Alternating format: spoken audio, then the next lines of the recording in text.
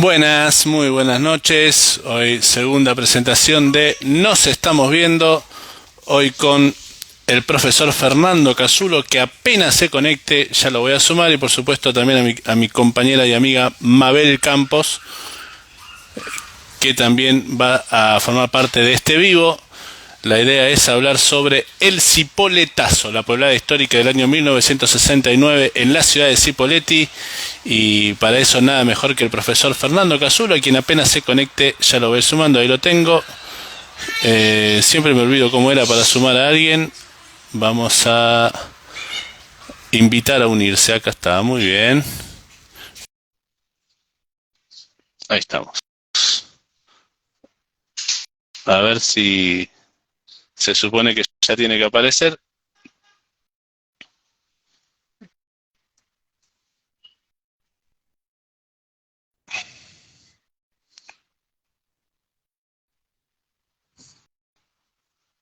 Ahí lo vuelvo a invitar por las dudas. Ahí está, a ver. Ahí va.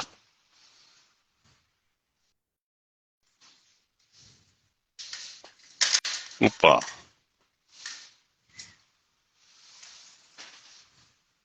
Nos acomodamos. Ahí se está conectando Fernando. Ahí está también Mabel. La voy a sumar. La invito también a Mabel.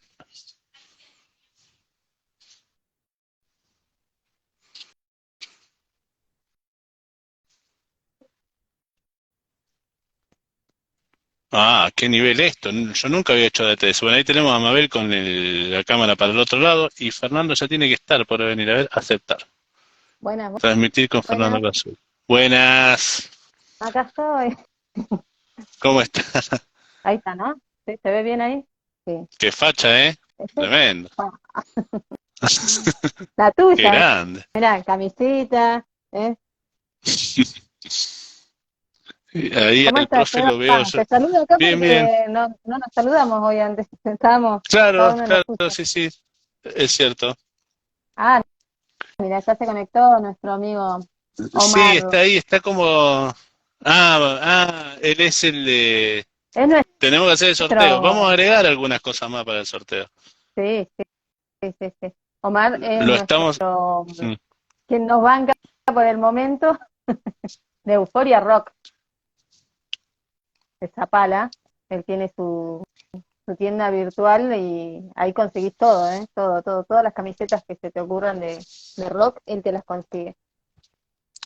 Estuve viendo que hoy andaba por Cutralcó y siempre anda por algún lugar. Ah, sí, ¿Sabés que sí, sí, tengo... sí. Lo tengo al profe como que se está conectando, pero que no se logra conectar. ¿Vos ves dos pantallas o Sí, tres? hay como una que está cargando. Me sale como Claro. negrita y se está cargando. Espero que no sea un tema con la señal o algo. Si no, salimos y volvemos a entrar, no hay ningún problema. Vamos a ver. Vale, vamos probando. Hola, Leo.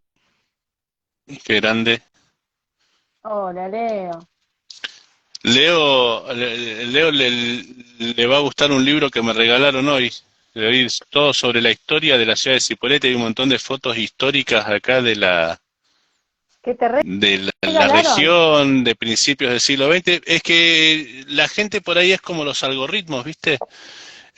Por si Fernando Casulo me está escuchando, le digo que si me quiere mandar WhatsApp, que me mande por algún problemita o algo, y que Ah, yo dale vos, Seba. lo puedo ver con la compu. Ahí me está escribiendo, perfecto. Ah, bien, bien, Porque bien. yo acá con la Ahí compu sí. puedo verlo. Seba, yo pedí entrar y me quedé. Sí, pero yo lo acepté y tampoco. Ahí le voy a decir que vaya de Habría vuelta. que probar de nuevo. Sí, sí, porque yo lo acepté. Pero hasta hay una pantalla como tildada, capaz que vamos a tener que arrancar de vuelta. Ahora Bueno, vemos. Si no, si no, ahí vamos. está.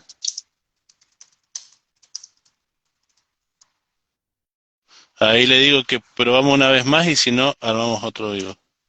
Ahí Leo dice mientras que quiere ver el Ahí libro. está.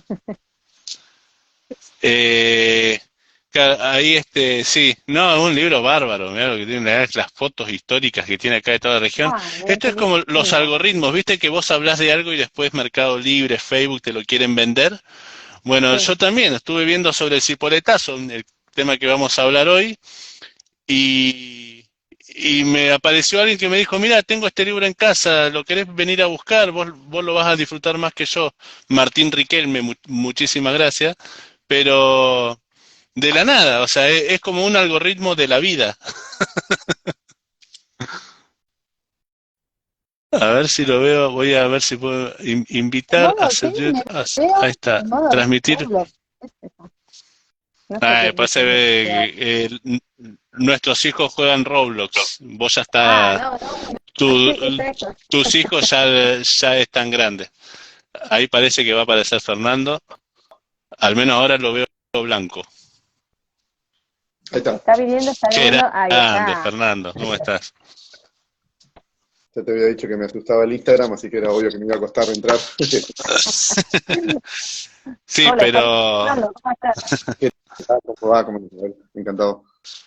¿Qué muy bien. tal? Bueno, ella es mi Hola. amiga Mabel, es la que hace este ciclo Nos estamos viendo conmigo. Y te lo presento, Mabel, él siempre va a ser mi profesor de historia. Fueron 2 años nada más, pero siempre va a ser mi profesor de historia. Fernando Casulo, yo ya ahora lo voy a presentar, pero eh, para mí es muy especial porque yo venía de una escuela técnica, fui a la facultad a estudiar periodismo, y con Fernando Casulo, viste que a veces tenés que dar con el docente. Con Fernando Casulo descubrí que me apasionaba la historia.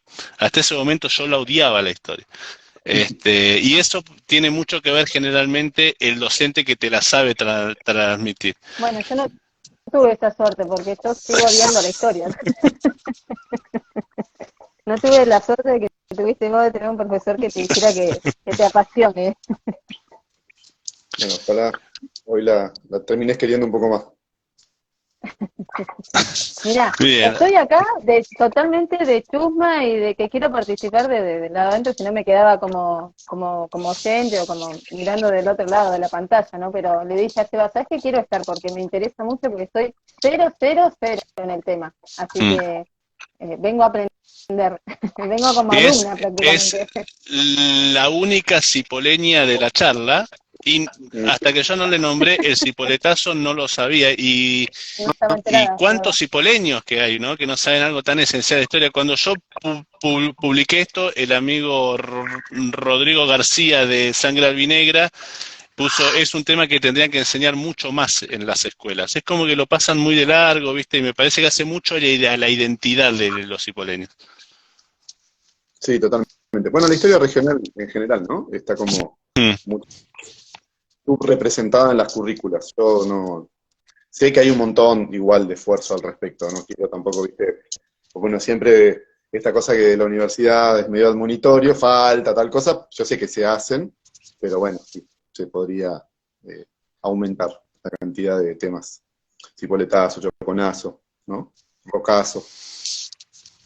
Así es, así es. Y no es casualidad, ya lo vamos a ver, todas estas terminaciones en aso para las puebladas, en una época muy particular, ya lo vamos a ir viendo. Lo presento para quienes no tienen la suerte de conocerlo. Fernando Casulo es profesor de historia en la Universidad Nacional del Comahue, en la Universidad Nacional de Río Negro. Si yo le erro en algo, Dame razón. Fernando, me, si le erro en algo, vos ya me corregís. Es director de la licenciatura en Criminología y Ciencias Forenses en la Universidad Nacional de Río Negro. Eh, bueno, ha escrito libros, después seguramente le vamos a preguntar para que haga un repaso. En la primera clase que tuvo conmigo aclaró que es hiper ultra archi fanático del Club Atlético San Lorenzo de Almagro, también del Club Atlético Independiente de Neuquén, es simpatizante, seguidor, nos vio en la cancha el otro día, Reina, y Ahí es, mira, estábamos es el, infiltrados. sí, está muy infiltrado, es cierto. Es el CEO de una empresa que promete muchísimo, que se llama Canta Casulo. Nos va a hablar de eso porque la rompe toda en YouTube. Y es considerado porque él les habla como el mejor tuitero de la historia. el mirá, Fernando esa faceta no Casulo, la tenía. que él dice que le cuesta Instagram, pero se hace así el desentendido, que yo estoy grande para redes sociales y tiene 17.000 seguidores en Twitter porque la rompe toda en Twitter con humor histórico. Es muy bueno, es un humor muy inteligente, es un humor que a veces yo no entiendo de qué me está hablando, pero me da risa porque puedo llegar a entender la historia a través del humor. Realmente hay que tener una capacidad tremenda para eso. ¿Y cómo figura Fernando ahí en Twitter? No, es ¿Cómo Fernando pone? Casulo. Fernando Casulo. Ah, bien. Sí, Ahí, viste, es siguiendo. academicismo popular en la intro, en la bio. Academicismo popular, tal cual. Así, sencillo. Bueno, Eh, una, sí, perdón. no, dale nomás. Esto de la charla amena, y me estaba presentando, después si querés hablamos de la parte más seria, pero se me ocurrió una cosa que yo siempre digo, que es muy loca. O sea, bueno, yo soy hincha, vamos a decir, en la escala nacional de San Lorenzo, y sí, muy seguidor y demás. Efectivamente, no solo soy simpatizante independiente de Neuquén, me crié yendo a las instalaciones del club en verano, ¿no? De José Rosas y Perito Moreno, y a su vez, mira esto para que lo notes, vas a decir, bueno, es un dato, es una estadística mundial. En San Martín de los Andes, mi hijo tenía una casa, digamos que íbamos también a pasar los veranos, y yo iba al Club Lácar, y llegué a Mirá jugar, vos. pero para escucharme, y esos tres clubes, en sus canchas, hay un supermercado, que para mí es como una especie Es verdad, claro. para mí es como una plusmarca mundial que nunca nadie va a poder conseguir, los, Tal cual, sí. por Tenés cuestiones. el Carrefour en la Avenida La Plata, el Hiper Tehuelche en donde era la cancha del Club Atlético Independiente de Independiente, Neuquén, y claro. Lácar lo conozco, creo que ha jugado algún partido contra Cipolletti en básquet, pero no sabía ahí que hay un supermercado. Instalaciones muy bonitas, siguen siendo, digamos, ahí cerca del centro, en la calle Rivadavia. eh, y ahora hay una, bueno, la primera anónima de San Martín de los Andes fue donde estaba la cancha de fútbol. Ahora se juega con el ejército tomando. Mirá vos. El primer dato que te tiro, es más mundial, Hay que meter 3 clubes, ¿no? Tres tres clubes con un que- supermercado en la cancha. Cuando yo digo que yo soy el representante del partido de los perdedores, es una primera, digamos, afirmación al respecto. Bueno, él en YouTube lo que hace, por ejemplo, es, ayer te lo vi el otro día, me mataba de risa. El Canta Casulo es las canciones que todos conocemos con la música, le cambia la letra y relata sucesos históricos con la letra de la canción. Por ejemplo, tenés la Revolución de Mayo con la música de Diego Torres, ¿no? Pero es espectacular cómo te va relatando todo lo que va pasando en la Revolución de Mayo con la música de Color Esperanza, es tremendo. Bueno, Y así un montón, esa es la que yo me la acordé. arrancó como una cosa, bueno, en realidad la cuenta mía de Twitter, lo digo, lo he dicho, pues yo he dado, a partir que tuvo, como decís vos, una cantidad X de seguidores, digamos, como dado notas, que uno se vuelve así como medio famoso, pero siempre tuvo el carácter de tener como mucha cosa de catarsis, ¿viste? Así, bueno, después de un día de mierda, en un trabajo, digamos, especialmente de mierda, bueno, ¿qué cosas se me ocurre? ¿Qué voy a tener? Que estoy medio ñoño, bueno, esa, como decís vos, ¿no? Tipo, Stairway to Heaven, Stairway to Hegel, ¿no? O el tema de Arjona, que es Dime si él, ¿no? Y es, digo, lo canta, suponete, o sea, lo canta Engels y Marx eran como muy, los autores muy reconocidos, digamos, y que escribían juntos, pero que se hizo famoso por Marx. Entonces, bueno, Engels le cantaba y dice, dime si Hegel te conoce la mitad, ¿no? De lo que llama Carlos Marx. Pero después, haciendo esas cosas, una, digamos, hoy amiga, ¿no? Pero que me seguía en Twitter, que vive en Miami, empezó como a sumarse, qué sé yo, y después sumamos a otro más, que es, bueno, él es a su vez también, ¿no? Todos súper ñoños, el director de Capital Intelectual de Madrid, y en general lo hacemos los tres. Si bien lo publico yo en mi cuenta, Claro. siempre toda la semana diciendo que tiene ganas de hacer. Por supuesto descubrimos el fenómeno Bizarrap, y empezamos a las sesiones, vi el de el de Shakira, bueno, che, da para hacer tal cosa, vamos poniendo la letra y yo los domingos a las 9 lo pongo así con el armónico como divertido. No, y la otra que me gusta a mí es cuando empezás cuando hay un partido cuando hay partidos de selecciones como en la Euro, las eliminatorias o en el Mundial mismo, que pones el clásico de eso, a mí me cuesta mucho explicarlo porque no se me ocurre ninguno.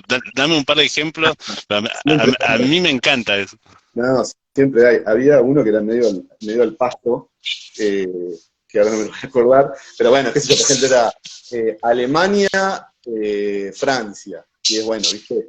El clásico de los estados aplastando libertades civiles. Estados Unidos, claro. Bueno, hay algunos del nazismo que están siempre, ¿viste? El clásico de las invasiones a Polonia, Rusia, Alemania, el clásico de los que invadieron Polonia. Y ese fue, bueno, ¿viste? Y es re loco porque cada cosa que hacemos nosotros, bueno, que yo hago en mi cuenta, van teniendo como públicos distintos. Eso a mí me resulta re loco, y es como, el público de Casulo no son muchos, digamos, pero los poquitos que son como bastantes seguidores, y siempre están, ¿viste? Y me mandan por WhatsApp, che, hoy no hubo. Y el del clásico del Mundial es como otro grupo que son como los futboleros. Yo lo empecé, me acuerdo, el Mundial 2014, era Uruguay con algo, porque me acuerdo que era el clásico de los que no tienen kilómetros cuadrados, y se me había trazado el lugar que estaba al pedo, y obvio, jugaba Uruguay, ponele qué sé yo, no me acuerdo. Y empezás eso, viste esta cosa de decir, bueno, pelotudeando, o sea, como de, y ahora se volvió como una responsabilidad, y es muy gracioso, porque bueno, yo soy aparte muy obsesivo con esta cosa, entonces en cada partido después ya voy pensando, viste, esa cosa, es muy voy diciendo, ¿quién juega? Gana Bélgica. Uy, bueno, el clásico de los colonialismos, y las torturas, ¿viste? Como cosa Claro, porque si no por ahí te tiran, no quiero tirar países para no decir una burrada, pero te tira el clásico de las monarquías en decadencia del siglo XV. Eso es algo que puede saber él nada más. No, y siempre, la clave es no googlear, ¿viste? Es como mira. de poner sin googlear. O sea que alguno, y siempre, bueno, y viste, yo pongo cosas ñoñas y me salen algunos doblemente ñoño. Bueno, yo siempre cuento, es muy gracioso, y voy a decir una cosa que es grosera, pido perdón a las damas, como dijo el Diego, pero en una de las columnas que yo escribí, esto, viste, de cómo hay algo, y que lo tiene Twitter especialmente, que es como de situarse en cierto lugar de saber. A mí un chabón me dijo, mira, yo nunca entiendo qué mierda pones, pero como todo el mundo se ríe, yo también me hacía bien ¿viste? No sé qué chota estás poniendo. Y una vez, eso fue unas columnas, yo hice una en pandemia. En pandemia hice 10 millones de boludeces, porque aparte como todo el mundo estábamos aburridos. Claro. Como una historia de hermética, cortita, digamos, como 3 columnas, que bueno, ahora después si querés lo charlamos, pero bueno, es un posible libro que está funcionando ahora como un proyecto, pero bueno, y en un foro, un chabón me puteaba en esto, viste, como que yo escribía difícil, que si yo me decía, andá a hacerte bueno, me invitaba a masturbarme, digamos, andá a hacerte la paja con, y ponía un autor, que era tipo un autor sueco, andá a hacerte la paja con, no sé, ponele, viste, Svensson, que yo lo tuve que googlear, o sea, el chabón me acusaba a mí. Coño, necesitaba un tipo que yo no conocía, que tuve que googlear, ¿quién mierda es Svensson? Claramente hablaban idioma diferente, ¿no? Bueno, pará, Svensson para mí es el que nos hace el gol de tiro libre en el 2002 y nos deja fuera en primera ronda del Mundial. Ese es el único Svensson que se me hubiese ocurrido, ¿qué crees que te diga? Caballero pierde el palo. Pero sí, o sea que bueno, hay como una cosa ahí de mi cuenta, digamos, yo siento que formo parte de la vida académica, lo hemos hablado mil veces con vos, Eva, incluso cuando dábamos clase, me parece que es una vida interesante para transitar, pero que tiene ese vicio de cierta pose, y a mí como que me divierte un poco desacralizarlo, porque me divierte, no sé, yo años que hago esta cosa. Hay un amigo que recién vi que estaba por ahí, entró Juan Eyman, que bueno, grandes amigos de la vida, que también, ya de tipo 5 años, esto, viste, de hacer cosas tipo, que después se puso más de moda, que era como pensar siglas y decir, viste, movimiento obrero contra otros, moco, y que era como una cosa, digamos, en 1996, o no sé, estaba alguien, era Panario, que era un militante social que era, viste, era, bueno, libertad a Panario, en ese momento una de las consignas de las marchas, qué sé yo, y entonces, bueno, libertad, y que lo vuelvan a meter adentro por pesado, y digamos, como que ahí teníamos esa especie de lógica de jugar un poco con eso, ¿no? Bueno, sigamos a lo actual, de lo último que vi, que había ahí como, posteaste como un dibujo, vos lo vas a contextualizar mejor, un dibujo de esos viejísimos, de alguna revolución francesa o algo por el estilo, y está el tipo como dando un discurso y dice, no, la frase previa a la canción de Shakira, que no me acuerdo cómo es, y dice, no dejes que te sal Luis XVI, o sea, Claro. Bueno, pero como esto es para que lo tragues, mastiques y perdón que te salpique, algo que dice Shakira. claro. Que está bien, es una buena canción la de Shakira, me parece que logra el efecto anti-pique. ¿Viste? Yo soy como muy ritualista en muchas cosas. Y bueno, medio que la cuenta de Twitter es mi lugar, mi oasis para eso. Entonces yo por ejemplo, en realidad es el 21 de enero, siempre el 21 de enero se cumple año de la ejecución de Luis XVI. Por supuesto, todo el mundo se está enterando de esta efeméride, ¿no? Salvo que sea Francia. Y siempre me gusta hacer algo, ¿viste? Esto de, por ejemplo, no sé, qué sé yo, bueno, Luis XVI fue guillotinado, ¿no? Para quien no lo sepa, no tiene por qué saberlo. Entonces qué chabón que nunca se le subió el éxito a la cabeza. O sea, un montón más, qué sé yo. Alguna al borde, ¿no? Pero, bueno, esto es, y te lo digo en tu cara, Luis XVI, te lo digo en tu cara, para que me hagas.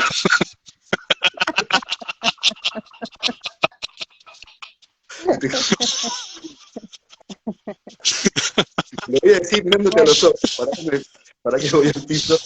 Entonces, bueno, ¿viste? Es eso. Cuando son los Oscars, yo siempre hago los Oscars acá. No hago tantas cosas, pues, ya te digo, si no es como que, bueno, se vuelve medio tirano, pero el juego de los clásicos del Mundial, yo siempre lo hago en los Mundiales y Copa América o Euro, aparte yo miro todos los partidos, obviamente.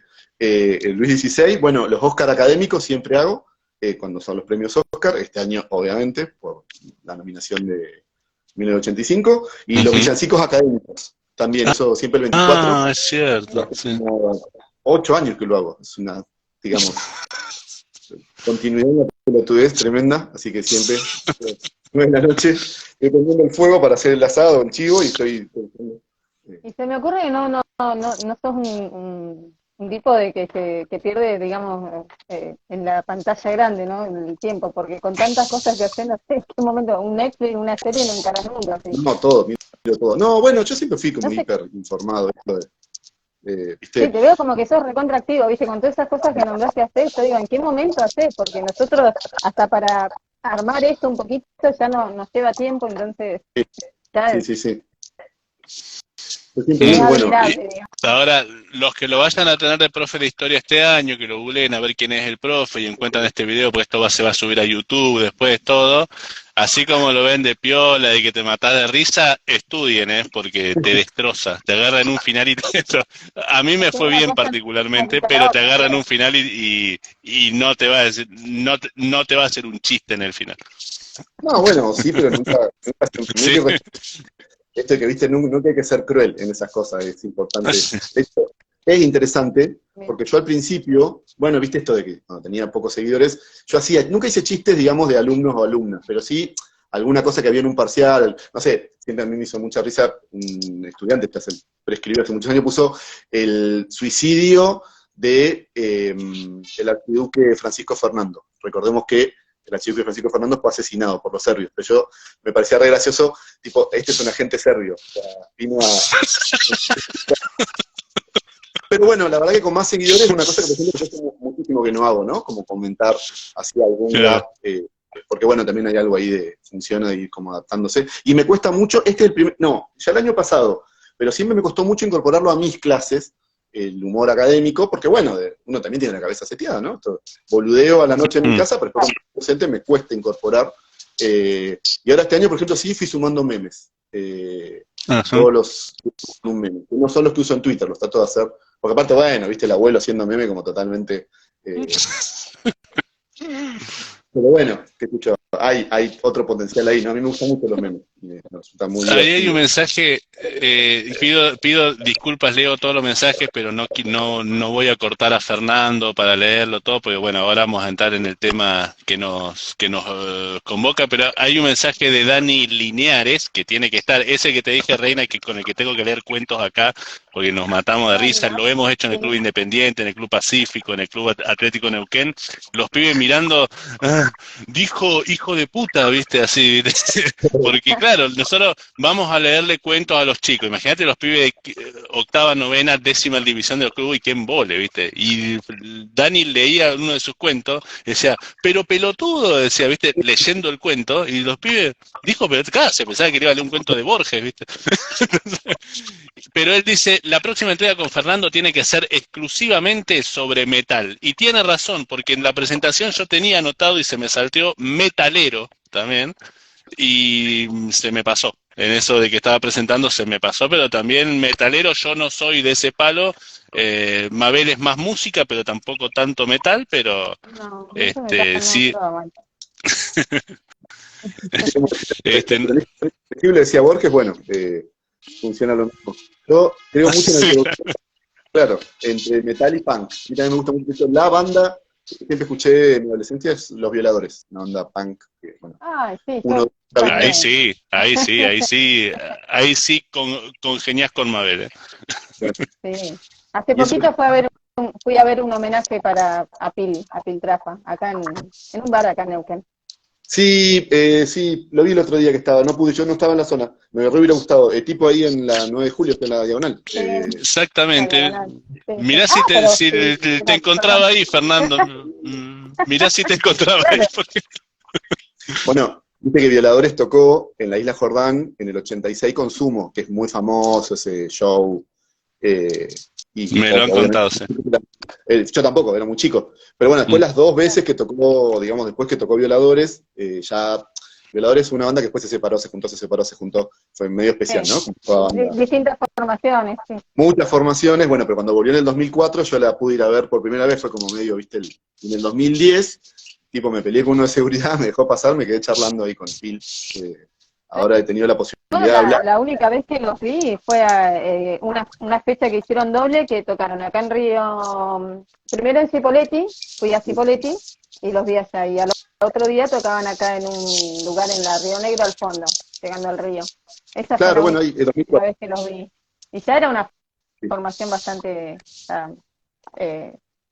había mutado bastante la formación. Pero bueno, claro. eso más que nada, principalmente estando Phil, para mí en Los Violadores. Pero en el 2016 volvieron a tocar la formación, digamos, más clásica, hicieron Luna Park, que yo tampoco pude ir, no tenía esa plata.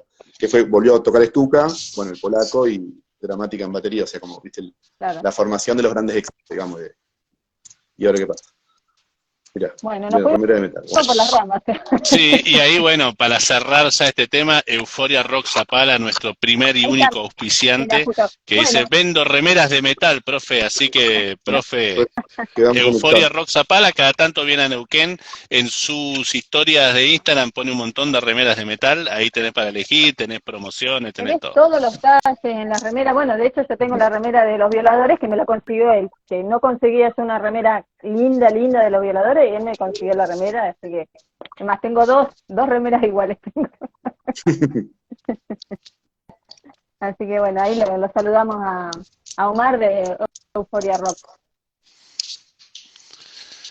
Bien, el tema, porque el que está hace 20 minutos diciendo ahí, porque ahí bueno, quiero agradecer un montón de escritores que se fueron sumando, seguramente muchos contactos de Fernando, contactos míos, pero los fui siguiendo.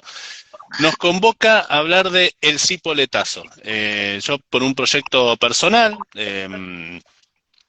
dije hace mucho a la identidad del Cipolletti, así como recién vinculábamos el deporte a cuestiones políticas, creo que el Cipoletazo es un punto de partida importante para muchas cosas, porque, a ver, a mí me pasa que me dicen, vos vas a Cipolletti y la gente es distinta, es más pueblo, hay como más unión, y no les toque a Cipolletti que te lo defienden a muerte, cosa que Neuquén, por esto que vienen de todo el país y está ahora del mundo a trabajar acá, pierde un poco su identidad, la tiene por ahí en algún barrio, pero Cipolletti, y un montón de veces me dicen, ¿cómo puede ser que Cipolletti tenga un equipo que juega a nivel nacional y Neuquén, que es mucho más grande, no? Y tiene que ver un montón de cosas. Entre ellas, que en Cipolletti yo noto que la gente se une por una causa y lo hizo históricamente. Entonces la gente hizo grande a un club y no permitió lo que pasó en Neuquén, que es que hay por ahí rivalidades entre barrios y cada barrio tiene su club, que está muy bien, pero que no se han unido para forjar algo grande en la ciudad. Yo creo que el cipoletazo puede tener mucho que ver en muchas cosas. Bueno, Este, sí, perdón. no, sí, perdón, a mí se me apagó la máquina y me desconfiguró la cabeza, pero ya está. Es un avío para la vida, ¿viste? ¿Cómo fue tu baño? Se te apagó la máquina y se me desconfiguró la cabeza. No, bueno, lo que hablábamos recién era lo que me dijiste vos, Fernando, de decir, bueno, el Cipoletazo sí, es una pueblada, septiembre de 1969, en donde la ciudad sale a la calle para evitar la destitución de su intendente, de su comisionado. Ahora nos Sí. vas a explicar también cómo se manejaban los puestos políticos en esa época. Pero el asunto viene desde más arriba. Explícame un poco, por favor, el contexto nacional, porque yo dije, porque vos hablaste de Choconazo, de Rocazo, yo sé del Cordobazo, del Rosariazo. ¿En qué contexto surgen estas puebladas? Bueno, hay un montón de cosas para decir.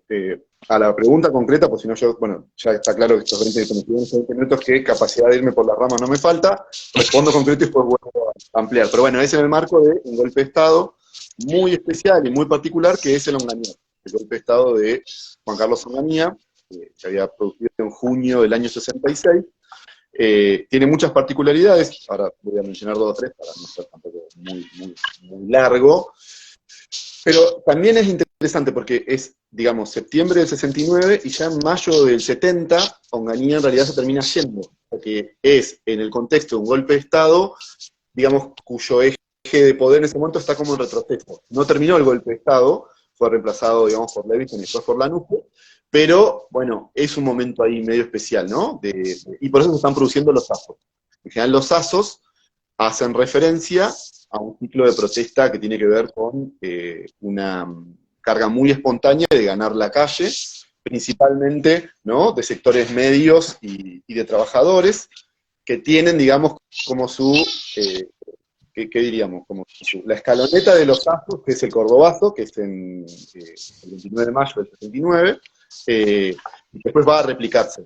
Hay un Mendozazo, hubo otro Cordobazo que se conoce como Viborazo, Rosariazo, y ya te digo, el golpe de Estado de Onganía es un golpe muy particular. Bueno, primero pues se da en un contexto de una inestabilidad súper sistemática, que es a partir del año 55. En el año 55 se produce la Revolución Libertadora y un golpe de Estado que hace que Perón debe irse al exilio, y está durante un ciclo hasta el año 73 prohibido el peronismo. Y eso genera una inestabilidad política, digamos, muy clara digamos, que se ve, ningún gobierno puede terminar su mandato durante todo ese ciclo, ¿no? Y por debajo de eso, problemas económicos, que para este caso son importantes, en lo que significa, digamos, bueno, que se conoce como stop and go, que es estos tiras y aflojes que en la economía argentina, digamos, se produce entre agro e industria. El agro es el que ingresa los dólares, la industria en ese momento los necesitaba, era, digamos, deficitaria en divisas, pero la que daba el trabajo. Entonces, bueno, ponemos más caro el dólar, o sea, hay una devaluación, bueno, hay más reclamos obreros, se pudre todo, bueno, entonces hay represión, y es muy interesante porque uno va viendo cómo van pasando los gobiernos, y cuando se van produciendo los quilombos, vamos a decir así, perdón por mi francés, siempre ves que hay como un deterioro de la macro, y es muy evidente. En el caso de Onganía, vos ves que a partir del año 68 se le empiezan a ir como los precios, o sea, la inflación, ¿no? aproximadamente, y se produce digamos, esos levantamientos. Y en el caso de la Patagonia, esto es muy interesante y muy notorio, porque la Patagonia es para esa década, digamos, como en el marco de lo que conocemos como desarrollismo, que era una ideología que intentó reemplazar al peronismo, digamos, decir, bueno, vamos a salir generando una industria de base, o sea, vamos a cortar con la dependencia con los países centrales, si pasamos de la industria, digamos, liviana a la industria pesada, por eso hay que entender, por ejemplo, el Chocón y el Choconazo, que también fue durante el gobierno de Onganía, en enero de este año. Entonces, bueno, una de las industrias, digamos, como más, como la reina, digamos, de ese momento es la industria de la energía, que aparece fuertemente la Patagonia, obviamente por los hidrocarburos, y por la electricidad. Entonces es como que, bueno, viste, medio que ahí empieza a jugar fuerte esto de, bueno, la Patagonia es una zona estratégica, y hay que darle pelota. De lo que no había sido hasta ese momento, ¿no? Que había sido muchas veces una suerte de, bueno, espacio periférico, que no jugaba tanto en la política, digamos, nacional.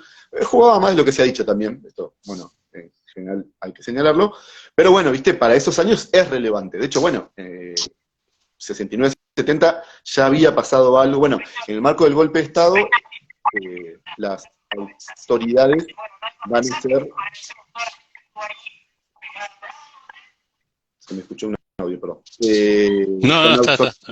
Son autoridades nombradas, bueno, como el golpe de Estado, ¿no? O sea, las autoridades van a ser finalmente puestas por el Ejército Nacional, sin perjuicio de lo cual también la Patagonia no hacía mucho que era provincia, o sea, las provincias de la Nor Patagonia, básicamente Río Negro y Neuquén, son provincias desde los 50, o sea que no tenían una muy larga experiencia de vida como provincias. No es que no eran inexperimentadas en lo político, porque tienen toda la vida del territorio nacional, que ya había sido relevante. Bueno, Perón, sin ir más lejos, estuvo digamos, la región, llegó hasta San Martín de los Andes y demás. Pero bueno, viste, medio que ahí estaba todo medio en veremos. De hecho, es interesante porque el intendente de Cipolletti, que como bien decís vos, es un poco el que genera esta poblada en particular, y eso le da un carácter, vamos a decir, de excepcionalidad, que en Cipolletti siempre es muy marcado, ¿no? Quienes han trabajado esto en profundidad, bueno, lo hablábamos fuera de aire, ¿no? Liliana Fedeli, que es como un poco la que más lo trabajó, después Guadalupe Gómez, son, digamos, gente que desde la historiografía, ¿viste? Bueno, es como que es una poblada que no es en contra de las autoridades, sino a favor de una autoridad, eso le da como una excepcionalidad, dentro de las excepcionalidades que estamos diciendo, porque, por ejemplo, el Choconazo no, el Choconazo tiene una carga más clásica, ¿no? O sea, obreros protestando por malas condiciones de trabajo. El Cipoletazo se termina dando, digamos, en favor de un intendente que era un intendente que había sido, claro, de apoyo, pero aparte un intendente que había sido elegido democráticamente, pero que continúa. Hay un paréntesis igual, elegido democráticamente, perdón que te interrumpo, Fernando, porque es muy importante con lo que dijiste antes del peronismo que estaba prohibido. Es elegido democráticamente, sale segundo, Salto. Sí. Sale segundo en las elecciones. ¿Sabés qué salió primero, Reina? Los votos en blanco. Porque los peronistas votaban en blanco. Como no los dejaban votar a Perón, votaban en blanco. Entonces segundo salió Salto, pero como primero eran los votos en blanco, Salto fue el intendente. Ya, qué dato curioso. Claro, elegido democráticamente, guiño, guiño, ¿no? Por supuesto, eso claro. Muy bueno. Viste, cuando dicen, bueno, Lilia, el paladín de la honestidad salió de la presidencia y se fue en un fitito, bueno, está bien, pero entró con 25% de voto en blanco, es el presidente que más voto en blanco tuvo al día de hoy, ¿no? Y que menos votos positivos tuvo hasta las elecciones del 2003, elecciones muy especiales. O sea que, bueno, en ese marco se da la... Pero también, por ejemplo, Felipe Zapac termina de gobernador, también por una especie de reclamo de la élite local, que saca en ese momento de gobernador de Neuquén, a quien era el gobernador de facto, y termina dentro de la propia dictadura, bueno, Felipe como una figura. O sea que hay algo ahí de las élites locales que se están moviendo. Y después, la otra cosa importante para marcar, tiene que ver con una diferencia, bueno, primero con una diferencia de la particularidad de la provincia de Río Negro respecto de la de Neuquén, que por supuesto, de nuevo, ¿no? Tampoco lo voy a, digamos, desarrollar in extensum porque es muy largo, pero que, digamos, a diferencia de Neuquén, que muy desde el vamos definió su vamos a decir, su centro, ¿no? Y fue generando una suerte de hegemonía, en Río Negro siempre hubo una puja entre ciudades, entre regiones, y dentro de esas regiones, ciudades, ¿no? Para hacerlo bien sencillo, y no voy a decir nada que no sepa gran parte de la gente que está en este momento ingresando, bueno, Bariloche y la zona andina, ¿no es cierto? Viedma y el Valle Inferior, y dentro del Alto Valle, Roca y Cipolletti, con también sus propias pujas y diferencias, ¿no? Entonces, bueno, eso iba marcando un poco la lógica de la política rionegrina, y en ese momento, bueno, hay el gobernador de facto, se llama Figueroa Bunge, que está más asociado a, digamos, los intereses de Roca. Ahí es como yo te digo, ahí siempre que hacemos historia regional, puede haber, digamos, distinciones, ¿no? De quienes la protagonizaron. Yo siempre lo digo, bueno, otro paréntesis, y juro que vuelvo, pero nosotros con algunos colegas hicimos el libro de 100 años, los 100 años, cuando Neuquén cumplió 100 años, que tampoco son 100 años de ciudad, sino de capital del territorio, de capitalidad, decimos capitalización. Bueno, formamos parte del equipo que hizo el libro de los 100 años del Río Negro. Bueno, y fue una cosa re flashera, 2004 vendió 60.000 ejemplares, o sea, yo tenía pibe que me pedían que lo firmara tipo rockstar, digo, lo más parecido que tuve, ¿no? A una banda de hacer piltrafa fue ese libro. Pero bueno, después durante 2 semanas me escupió todo el mundo, porque todo el mundo decía, no, pero no está mi papá, ¿viste? Falta mi apellido. Bueno, cuando yo desarrollo esa serie de cuestiones, por supuesto que en Choyo Tal era cercano a Roca y no a Cipolletti, pero pensando en este encuadre que estamos intentando hacer, justamente, ¿no? Yo soy de Neuquén, puedo estar un poco ahí exento, pero bueno, este gobernador presenta un proyecto, ya te digo, insisto, en el marco del desarrollismo, la idea de que la Patagonia va a ser la locomotora de la transformación. ¿Quién va a llevar a la Argentina al año 2000? La Patagonia, eso ya estaba desde el año de Frondizi. Hay digamos, un proyecto que es, bueno, hacer un puente por Paso Córdoba y asfaltar a partir de ahí la ruta para llegar hasta Bariloche, léase una región productiva, ¿no? Que básicamente dejaba fuera de ayer en adelante a todas las ciudades del Alto Valle Oeste. Esto iba a generar tensiones entre las regiones locales, ¿no? Sí, pero que claro, o sea, por lo que leía yo y vi, porque, bueno, vamos a citar la bibliografía al final, hay libros, hay documentales para llevar esto más profundo, pero en un documental ayer vi que una señora decía, conectaba con el Chocón, o sea, ahorraba, no sé si están así, pero vos ibas a asfaltar toda una ruta, ibas a hacer todo un proyecto productivo económico para ahorrar 30 kilómetros. No sé si es tan así, pero era el gasto a lo que al resultado era absurdo, era una cuestión de dejar afuera a Cipolletti porque sí, así lo sintieron los cipoleños. Y Salto, entiendo, saltó en defensa de su pueblo, y ahí empieza el problema, en dictadura se opuso. Me gusta lo de saltó, ya nos pusimos poéticos. Y eso también marca otra cosa importante, que de hecho lo va, en ese momento, la cobertura más fiel por lo menos, ¿viste? También se jugó mucho en la prensa eso. El Río Negro tuvo una lógica, digamos, lo mira más de Coté, porque el Río Negro claramente es un diario identificado a Roca, eso sin dudarlo, y en general es el sur argentino, es un diario, digamos, que era de los APAC, que tiene una toma bastante, digamos, que toma el tituletazo como algo positivo, porque aparte es el discurso federalismo, que un poco medio como el credo. Perdón que interrumpa, me quedó una pregunta ahí sobre, en este proyecto de esa ruta que pretendían, ¿el único que se opone en ese momento, o que se opone, es Salto, o alguien más ahí de los alrededores? No. Bueno, ya te digo, por eso, Salto lo hace de manera institucional, lo cual genera esta convulsión y que sea removido. Él va a Buenos Aires y medio que volvía a que bueno, hay un decreto del gobernador, y en ese momento, que es el 12 de septiembre, efectivamente, el 11 de septiembre está el decreto para echarlo, y el 12 se arma toda la poblada de la sociedad, de las fuerzas vivas locales que van a apoyarlo. Pero ya te digo, contaba bastante con la aquiescencia en este caso de Neuquén, y eso es lo que decía Sebastián, eso también hay que señalarlo.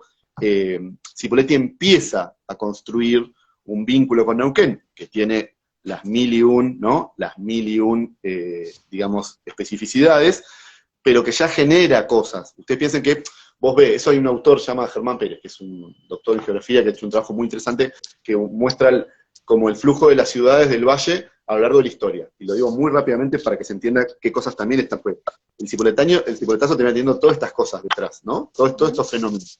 Vos ves las ciudades a 1910, 1920, que es cuando se hace el tendido férreo, qué sé yo, y son todas muy parecidas en tamaño. Por supuesto que Neuquén no es la más grande, ni mucho menos, y en general se replica bastante, ¿no? Está la hegemonía de Roca, que es la ciudad más importante, que de hecho durante un breve lapso fue incluso parte del territorio nacional de Neuquén, por una especificidad medio institucional que no viene al caso hoy, y tienen como una, ya te digo, no lo ves hasta el 20, 30, 40, 50, son bastante similares. Y a partir del 60, por supuesto muy asociado al despliegue de la industria hidrocarburífera, Neuquén empieza como a ser digamos, el que hace la locomotora de la transformación del valle, y ya a partir de los 80 esta especie, ¿no? De hoy es un gran complejo, digamos, un conglomerado urbano que de la segunda ciudad más poblada de la provincia de Neuquén hoy es Plotier, que es prácticamente, digamos, un complejo, digamos, ¿no? Hay una continuidad. Y la tercera es Centenario. Entonces, Cipolletti también empieza como a quedar medio pegado, no pegado, digamos, ¿no? Al revés, como también empieza a construir ese vínculo, y eso generaba rispideces con digamos, la puja que tiene con Roca. Recordemos que Roca... Te la hago corta, Fernando. La primera vez que fui a ver a Cipolletti a la cancha de Roca, nos recibieron con un pasacalle que decía: bienvenidos a Río Negro, villeros de Neuquén. Fíjate, bueno, cómo con un pasacalle te resume todo lo que vos estás contando. Bueno, ¿no? La sabiduría popular. Y bueno, por eso entonces está un poco el apoyo del sur argentino, el diario, digamos, ya te digo, de los APAC, al cipolletazo y a esta lógica más autonomista. Pero después, no, al que se planta, y bueno, de hecho paga el costo político, él finalmente se resiste a dejar su puesto. Hay una serie de días, digamos, de mucha tensión y de, por supuesto, participación popular, lo cual era muy complejo en el marco de esa dictadura, pues particularmente Onganía, recordemos que Onganía, esto no lo dije al principio, pero bueno, había aplicado la idea de la doctrina de seguridad nacional, que es esto de que el comunismo no es algo que está en Moscú, sino que es algo que es un pulpo que crece en cualquiera de las manifestaciones, digamos, de protesta civil, ¿no? O sea, hay comunismo en el pelazo de los varones, la falda corta de las mujeres, ¿no es cierto?, en libros, etcétera, etcétera. Entonces, bueno, que las fuerzas vivas de una ciudad se manifestaran en la calle era mal visto, iba a ser muy, muy tenso.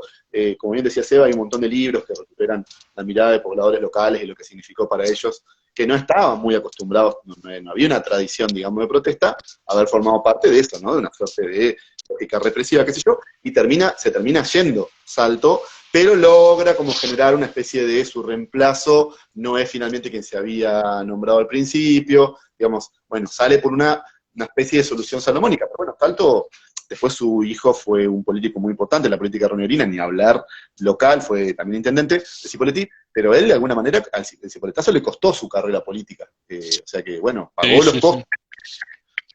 Hay que separarlo, digamos. Creo que se murió un par de años después incluso, pero a ver, vamos al principio. Vos hablabas de Arturo Humberto Ilia, le hacen un golpe de Estado. Arturo Humberto Ilia era médico, ¿no?, de Cruz del Eje, de Córdoba.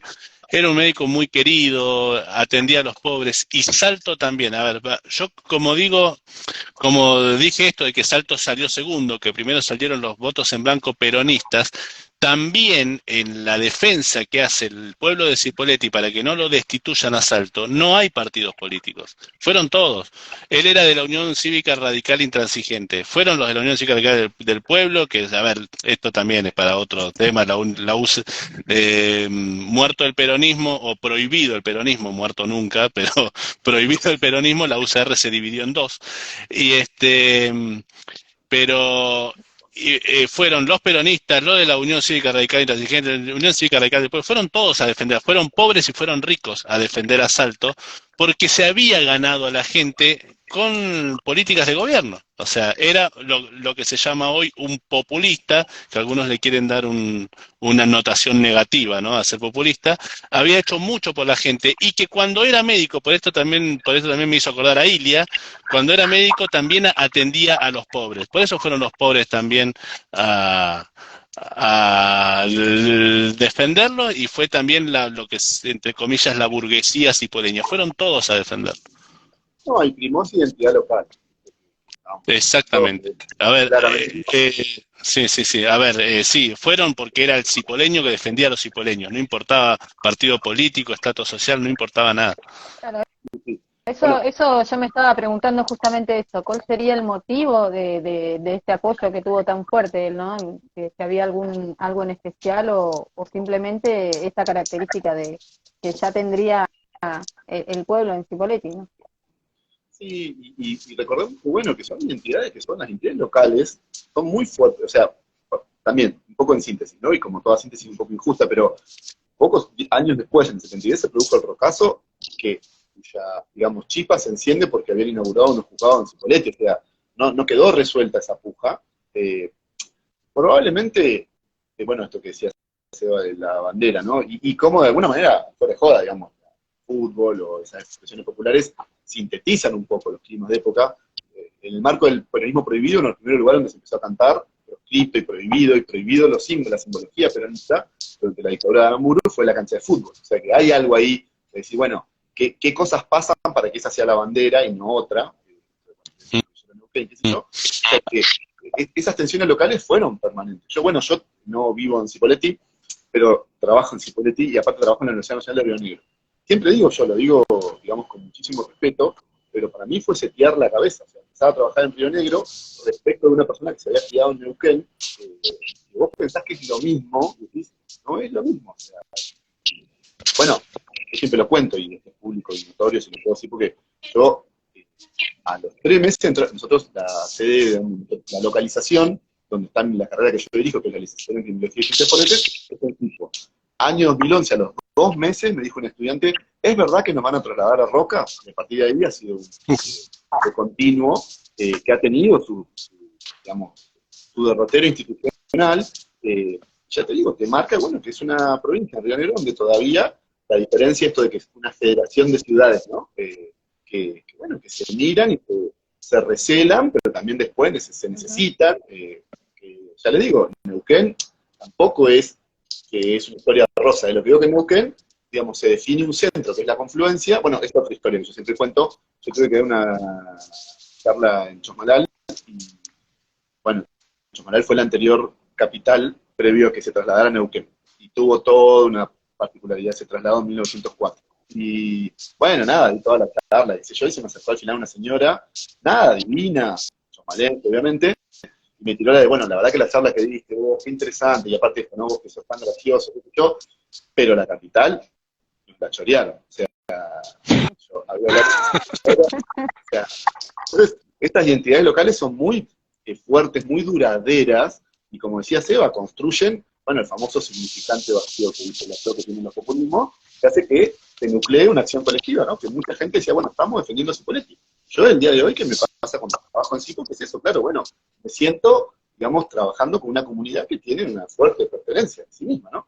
Esto de que no hay un equipo de fútbol en Neuquén, no es casual. Cipo tampoco tiene un solo equipo, pero hay algo ahí de que Cipolletti, ¿no? Justo el club que se llama Cipolletti, o sea, como que interpela, construye una identidad, bueno, en Neuquén todavía, digamos, más alimentaria, tal vez cuando depende de en qué jugaba el básquet en primera, pero después siempre es distinta, es otra identidad, ¿no? Más como dice Seba, de tránsito, esto de, bueno, antes acá era todo, que los Knicks son como se autoperciben como una cosa muy valiosa, porque bueno, toda una generación de llegados, de Buenos Aires, Neuquén tiene esa cosa, bueno, ya igual habría que irlo ajustando, bueno, quieran o no, ya lleva, yo siempre digo, ¿no? Son provincias jóvenes, cuando yo iba a la secundaria decían son provincias jóvenes, yo ya tengo 40 años y sigue diciendo lo mismo, bueno, en algún momento hay que decirles, ¿no? Adultas tempranas, pero bueno, Neuquén siempre tuvo esa idea de que es una cosa que está como en hecho, y bueno, antes era Cutralcó,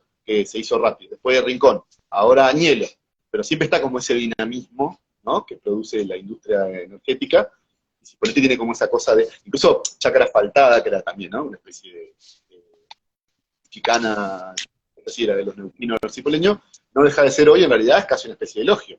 Eso es muy interesante, digamos, ¿no? Porque, bueno, esa idea de que, bueno, es como la parte verde, ¿no? De esa barda petrolera que es Neuquén. Y bueno, también, ¿no? Roca ya juega un lugar que es un lugar que necesita más integración, digamos, ya esto de que, bueno, Roca está con la manzana y no mira el petróleo, ya no es verdadero, o sea, está súper integrado.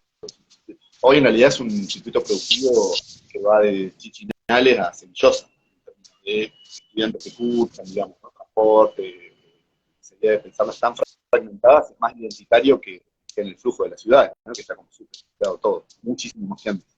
Bueno, y por eso nuevos problemas, ¿no? La 22 de una sola mano, bueno, las comunidades que no, algunas quisieron la doble mano, otras se puso más, bueno, ahí, insisto, un montón de especificidades que es muy complejo opinar, pero que, bueno, que muestran la permanencia de esa dinámica, digo yo, ¿no? O sea, barrio asfaltado. Mira, hay Fernando, tengo un par de como para graficar un poquito para el que no está muy al tanto. Bueno, estamos hablando del Cipoletazo, Pueblada de 1969.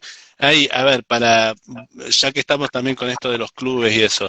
En 1969, los 5 días que dura la Pueblada para defender al intendente Salto, porque lo querían destituir. Bueno, cuando decíamos que lo destituyen, o sea, logran su cometido, Salto no sigue siendo el intendente de Cipolletti, pero logra poner a uno de su palo, pero se lleva puesto al gobernador de Río Negro, o sea, a Figueroa Bunge. A ver, yo lo que veía ayer en un documental, El Cipoletazo, Voces desde la Historia, ya vamos a repasar después, al final, después toda la bibliografía. Es un documental muy bueno, está dirigido por Guadalupe Gómez, que también hizo un libro, pero ahí un señor comentaba que en el bar principal de Roca, más o menos se tejía la política ahí, viste, siempre está el barcito histórico, y él escucha una conversación entre el ministro de Gobierno de Figueroa Bunge con un amigo de él. Y viste, claro, viste, vos me preguntabas, Mabel, si era común que destituyan a los intendentes. Sí, era recontra común. Entonces decía, dice, está bien, dice, vos ya destituiste al comisionado de tal, a tal otro, a 4, 5, bla, bla, interveniste 6, 7 municipalidades, pero con Salto no te vas a animar. ¿Por qué? Porque Salto era como el populista, era el que tenía el apoyo. Y el ministro de Gobierno comete un error histórico de decir, a que me le animo a Salto también. O sea, porque vos fíjate cómo la codicia, viste, de decir, también lo destituyo a Salto, se termina llevando puesto a su jefe, que era el gobernador de Río Negro, porque directamente ya cuando una pueblada te dura 5 días, desde el gobierno nacional le llama la atención y dice, cortá con eso, arregla eso porque no puede seguir creciendo.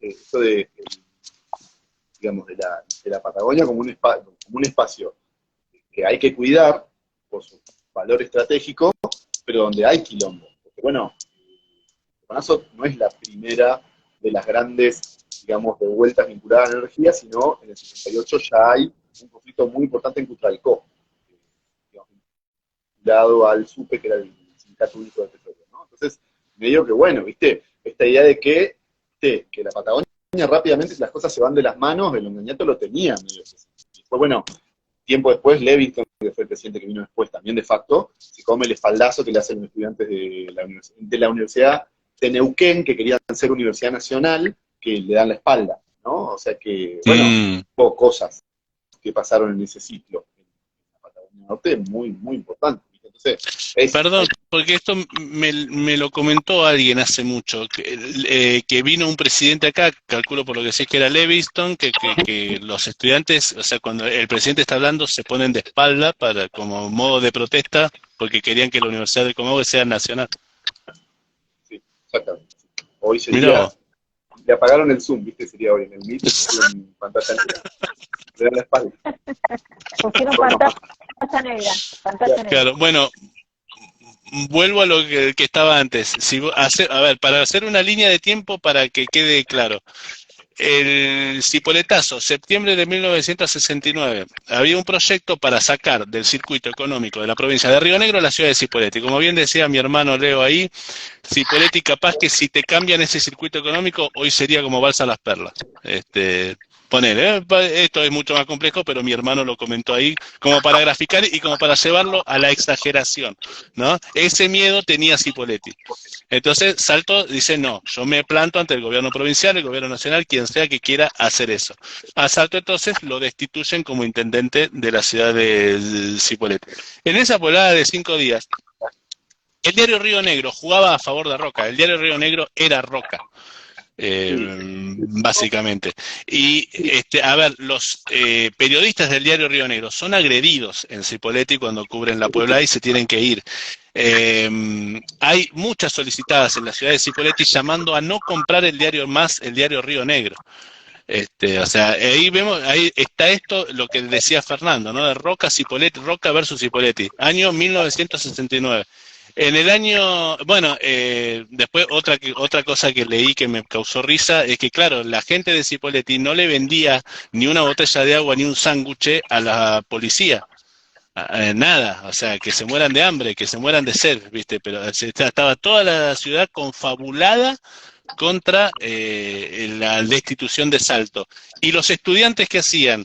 Agarraban sándwiches o lo que tengan y se iban a comer adelante de los policías. Y me pareció fantástico. Los tipos estaban muertos de hambre, de sed, y iban y dicen que agarraban botellas de agua y las tiraban adelante de ellos. O sea, nada. Después Claro, otra que se mandaban era de meter muchos gatos en una caja y tirarlos adelante de la policía. Los policías estaban con perros. O sea, los volvían locos. Le ponían, agarraban trapos y los llenaban de olor a perras alzadas y los pasaban adelante de los perros. Una locura, o sea, fíjate cómo... Estas son cosas chicas. Pero a lo que iba, después, como decía Fernando, el rocazo, años 72, años 73, creo que hay 2 rocazos también, tienen que ver también con que van a desmantelan un juzgado federal en Roca y lo ponen en Cipolletti. Fíjate cómo, y ahí Roca saltó, no, ¿cómo me vas a sacar el juzgado y lo vas a poner en Cipolletti? Esos años 73, esos años 72 y 73. Año 74 se unen en fútbol la Liga Confluencia y la Liga Deportiva Río Negro, y se forma la Liga Deportiva Confluencia. Y en el año 75 se crea el Club Social y Deportivo General Roca. O sea, Deportivo Roca nace en el año 75, años después que esto. El primer partido de Deportivo Roca es contra Cipolletti. Triunfo de Cipolletti en el Mayolino, esto lo tenía que decir, perdón. Pero estamos hablando 6 años después del Cipoletazo y 3 años después del Rocazo. Por eso, la rivalidad de Cipolletti y Roca en fútbol es una consecuencia política, no es que, claro, Cipolletti y Roca son clásicos en fútbol. No, Cipolletti y Roca son clásicos políticos, como los clásicos que le gustaban a Fernando. Mirá cómo cómo se cierra el círculo. Son un clásico que nace antes que el fútbol, y el fútbol es simplemente un reflejo de ese clásico.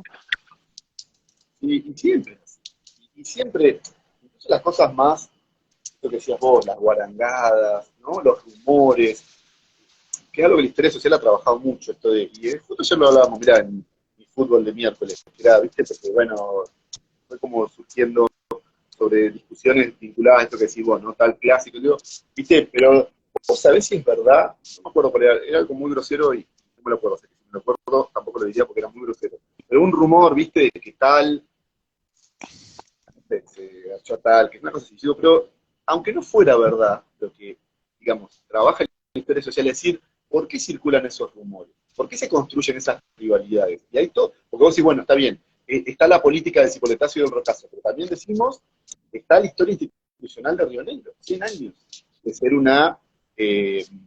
un territorio nacional que nunca logró, digamos, como construir, ¿no? Un vínculo que no fuera de cierto recelo entre sus regiones. Y esto de que Bariloche es como una república autónoma que está allá en el sur, ¿viste? Y Viedma más asociado a lo administrativo, y que las otras la miran con recelo, vos te quedaste en la capital. Entonces, también, hasta en eso funciona, o sea, vos sí está bien, el pute del 69, 72, pero también 1900, o 1884, cuando se conformó Río Negro. Y lo mismo con lo que significa Neuquén, que decíamos, ¿no? La historia social de las ciudades del Alto Valle, que arrancaron todas re parejas, en un momento una se volvió medio, digamos, macrocefálica, que fue Neuquén. O sea, todo eso, después lo tenés en la bandera que a vos te pusieron, como decías vos, digamos, cuando fuiste a jugar o sea que Claro.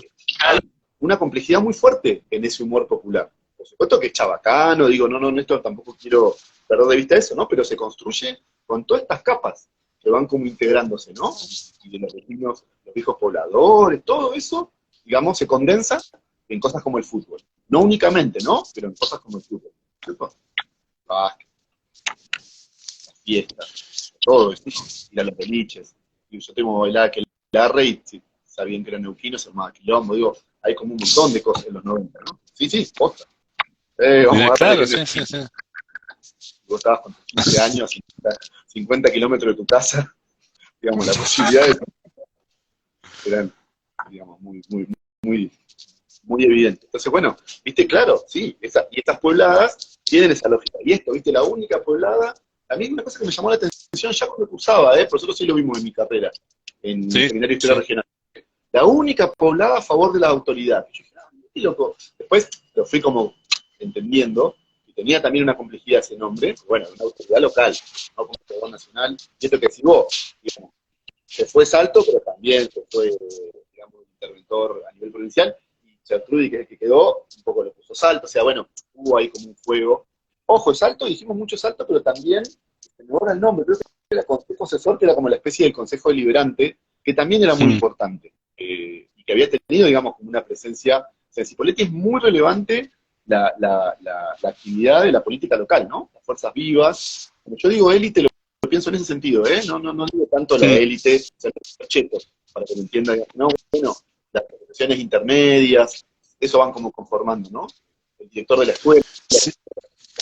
Sí, hay un tema que vos mencionaste al pasar, que era que la idea del ministro de gobierno, que no me acuerdo el apellido, especialmente Bonelli, Bosoni, algo así era, eh, el ministro de gobierno quería poner a otro, bueno, quería poner a un farmacéutico de apellido Sánchez, desmiento que tenga algo que ver conmigo, no tiene.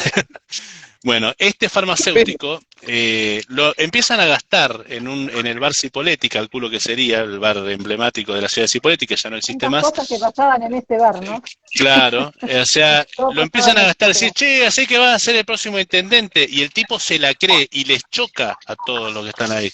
Porque el tipo sale al final del bar saludando como que va a ser el próximo intendente, y dice, no, pará, ¿qué pasa acá? Salto estaba en Buenos Aires en ese momento. ¿Qué pasa? Este tipo Sánchez no era cipoleño.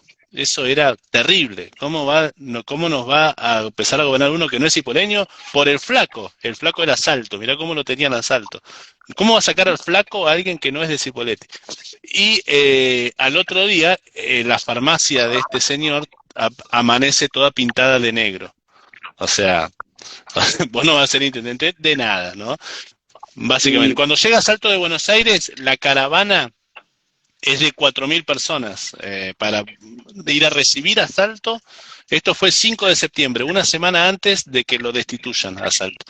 Van 4.000, 5.000 personas a recibir a Salto. Estamos hablando de Cipolletti que tenía, lo tengo anotado acá, 25 manzanas. Eran 9 manzanas por 5 la ciudad de Cipolletti. Todavía en el medio de la avenida Lem había un desagüe que ahora está entubado abajo del cantero. O sea, era muy chico Cipolletti. Fueron 4.000 personas a recibir a Salto.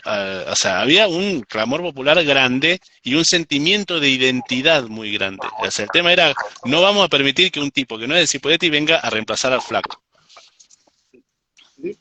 Bueno, yo siempre lo sigo mencionando así. Yo después tuve incluso bastante, bueno, con mi colega, María Tapia, que fue la esposa, bueno, hijo, o sea, de la nuera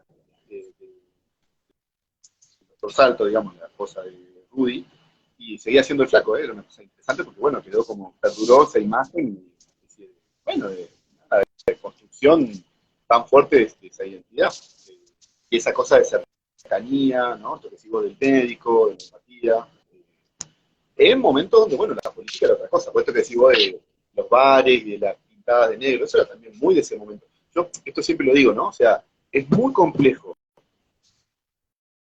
dar una discusión, pensando siempre en discusiones honestas intelectualmente y no en el debate que hay hoy. O sea, entender la violencia política de los 70 sin entender todo lo que estamos hablando ahora nosotros es imposible. Y bueno, o sea, la violencia política la comete, digamos, o la acomete, digamos, una generación que lleva 18 años sin democracia. Y bueno, a partir de esa base, todo el resto, digamos, la acusación de todo lo que viene luego, el negacionismo y demás, ya tienen como una primera victoria ganada, que es sacarte el contexto, o sea, es discutir la violencia política de los 70 en el aire. O si no, pero la violencia política, o sea, es la gente que vivió esas cosas. De hecho, hay violencia política en los 70, Carlos Christensen fue un famoso, conocido, es uno de los inmigrantes no de ferry, de otro paraje así productivo, y bueno, su hijo terminó siendo después exiliado, también está vinculado a la comunidad, digamos, local y lo que significa Cipolletti, ¿no? Lo que significó la política para, digamos, local en los años de la proscripción del peronismo. Entonces, bueno, está afiliado, ¿no? O sea, esa política tan así, tipo, bueno, no vas a ser intendente, vamos a pintar de negro el edificio, bueno, ¿cómo se divide esa diferencia después, no? Esto de que, bueno, de que no hubo una identidad rionegrina, ¿no? No hubo un MPN rionegrino, que ahora está, por supuesto, redefinido, que hay un partido que se llama Juntos Somos Río Negro, digamos, como que va un poco más por esa línea de construcción de discurso, pero bueno, se entendía decir, claro, no, es muy difícil que la haya si vos tenés dos ciudades tan y por supuesto estamos hablando de Cipolletti y Roca, en la mitad está Allen, una ciudad que se fundó en el 10, que siempre quedó ahí medio pivoteando, pero que tuvo el primer hospital, o sea, esas complejidades después siempre se expresan en la política, ¿no? En la formación de las élites. Yo tengo como que me quedó algo dando vuelta, capaz que se explicó en algún momento y como no me gusta mucho la historia, me cuesta. ¿Sabes qué? Hay algo que no entiendo, es que cuando estaba sucediendo todo esto, el apoyo de los cipoleños hacia su intendente y todo, ¿qué pasaba en ese momento acá en Neuquén? O sea, ¿por qué Neuquén no, o sí, tal vez zapateó y ya, a mí no me quedó claro, pero no entiendo por qué lo veo como que no pasó nada acá, o sí pasó. No había pasado, O sea, no, de hecho en Neuquén, también en Neuquén se había producido de manera un poco menos cruenta el cambio, o sea, también ha reemplazado el interventor, que era Rosauer, por Felipe Zapata, por pedido de la élite neuquina, en el mismo momento. Un poquito antes, en realidad, pero bueno, ahí comienza la historia del plan de salud neuquino, en los 70, bajo la gobernación de don Felipe.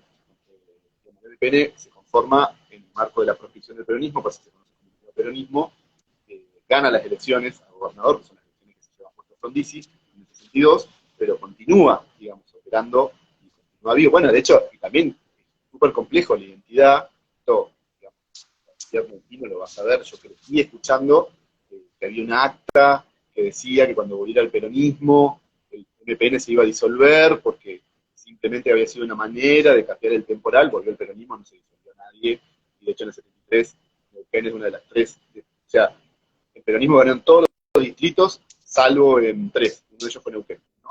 Capital Federal y Corrientes. Entonces, medio que en el 69 eso pasara con Zapac es un dato que está marcando que hay una lógica ahí de élites locales que se están empoderando, ¿no? Ya te digo, el diario de los Zapac juega a favor del Cipoletazo, que lo banca. Lo que pasa es que, bueno, no se la juega, o sea, no hay una poblada en Neuquén, pero bueno, porque las pobladas eran muy complejas, ya te digo, el Coronazo fue muy complejo también. Tuvo, digamos, fuerte represión, digo, no lo pensemos en ese sentido, es válido, digamos, considerar, ¿no?, actores, digamos, la protesta a los cipoleños en ese momento como subidos a algo que no hubieran pensado previamente, ¿no es cierto? Como realmente el lazo está bien puesto, ¿no? Como que hay una cosa espontánea que va tomando una temperatura que nadie suponía. Entonces, bueno, que el efecto contagio no era tan sencillo en ese momento. Pero no, juega bastante a favor del... Neuquén juega bastante a favor de ese político, eso hay que decir. Bueno, sin ir más lejos, Fernando, cuando llegan los interventores a destituir a Salto, Salto no estaba en la municipalidad, era 12 de septiembre, Salto estaba en la fiesta de aniversario de la ciudad de Neuquén. Le avisan que habían llegado de Buenos Aires y medio como que ya tenían todo armado, ¿no? Porque llega Salto, están los interventores, le leen el acta y le dicen, le acercamos el acta para que usted vea su autenticidad. Entonces Salto agarra el acta que lo destituía, ya se lo había leído, él no dudaba de la autenticidad, estaba seguro de que lo iban a destituir. Entonces a uno de su, viste que vos dijiste que tenía como su consejo Salto y era contra todos, a uno de sus consejos le dice, por favor anda a buscarme mis lentes, eh, así puedo leer el acta. Bueno, este hombre sabía perfectamente que Salto no necesitaba lentes para leer el acta. Era una clave. ¿Qué significaba eso? Que vaya a llamar por teléfono a LU19 y a Canal 7 de Neuquén, mirá a ver qué importante, a Canal 7 de Neuquén, para que lo digan, para que digan por esos canales, por la radio y por la tele, para que digan que había llegado el cuerpo del gobierno provincial a destituir al intendente Salto. Salto lo que hizo fue ganar tiempo para que esta gente que lo fue a destituir no pueda salir de la municipalidad porque se la sitiaron la propia gente cuando LU19 y a la noche recién Canal 7 de Neuquén lo pudieron decir. Eso habíamos leído algo de eso, porque estuvimos haciendo un poquito de deberes también para lo de LU19, que tuvo bastante que ver en la participación.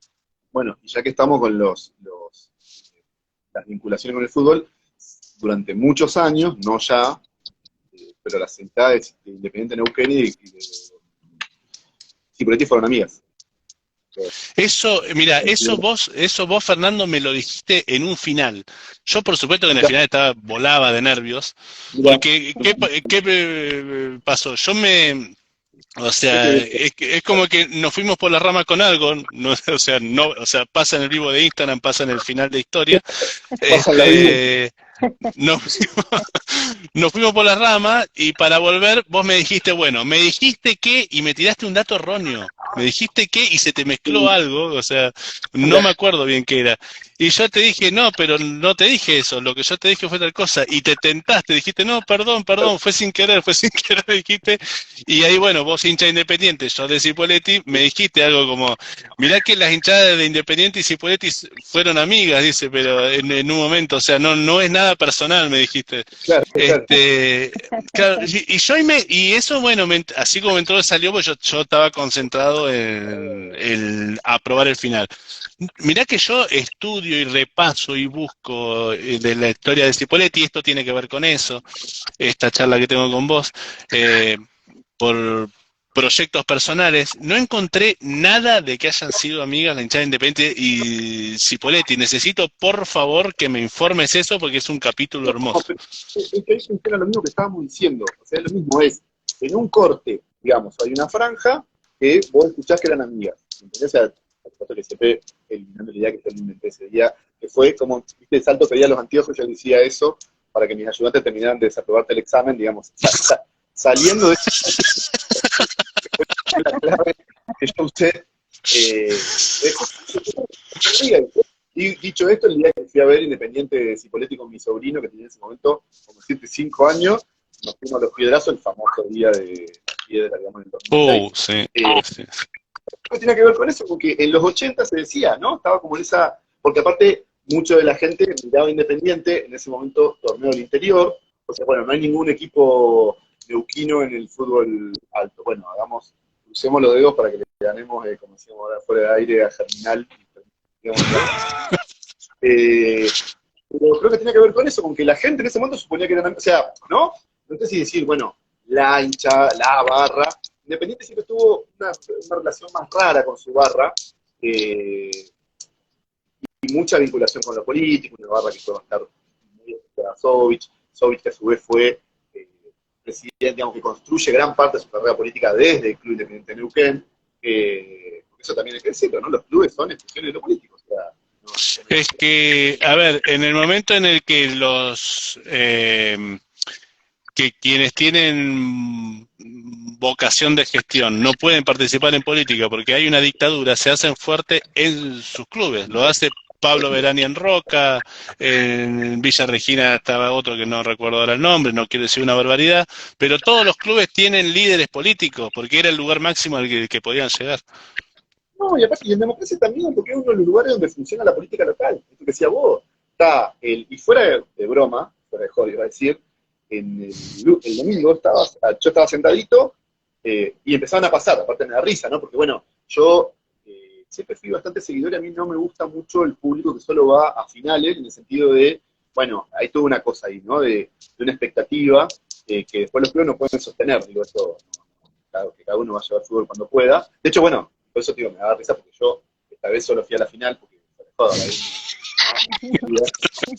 pero yo he seguido, yo he estado un familiar independiente. Bueno, Horacio Bustingorri, que es historiador y muy activo en Facebook, era mi amigo, nosotros con él íbamos en el año 91-93, fuimos a una lectura que fuimos entera, de local, ¿no? Y muy poco no vivíamos, 13 años no viajábamos, pero bueno, a lo sumo íbamos a Centenario, qué sé yo. Me acuerdo, Independiente de Neuquén, Las Lajas, éramos 7 en la cancha, 7, contamos 7 en la caldera.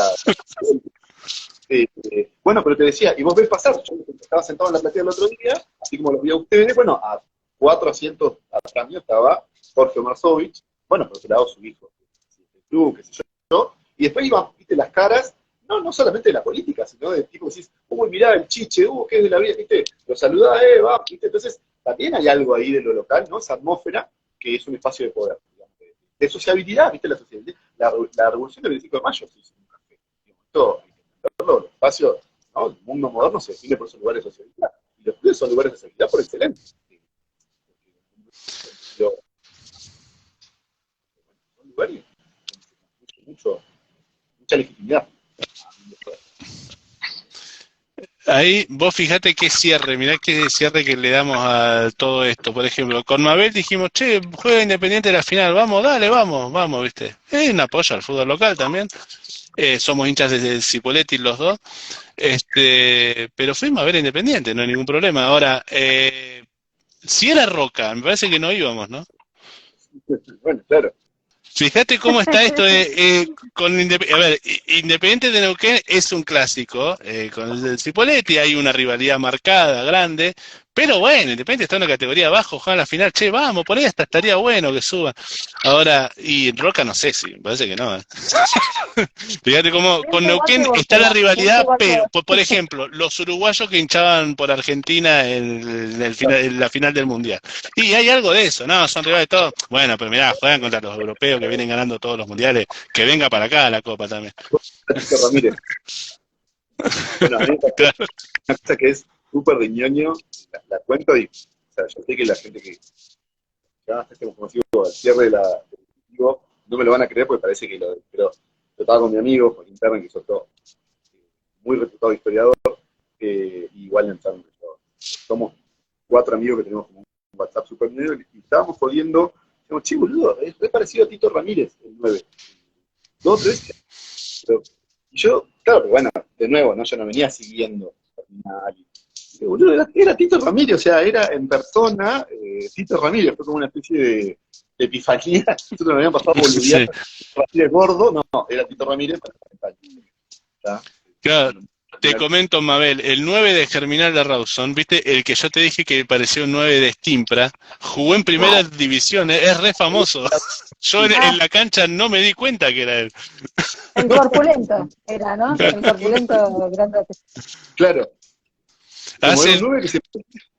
Claro, antes de la pandemia sonó para Cipolletti. Enseguida lo googleamos y cuando vimos la foto de cómo estaba dijimos que dejen de traer resaca, por favor, no, o sea, no va a poder ni correr, decíamos. Bueno, me gritaron de todo, pobre, cuando salió. 10 minutos del segundo tiempo lo sacaron, obviamente. Igual todas las que bajó bien, ¿no? Ahora, volviendo un poquito, el doctor Julio Dante Salto atendía una semana en Neuquén y una semana en Cipolletti también. Esta la saqué de la galera, porque en el año 2012, 2013, justo le hice una entrevista a Marité Berber en un programa de música de Radio Galas, Y yo, una de las cosas que le pregunté, le dije, ¿cómo puede ser?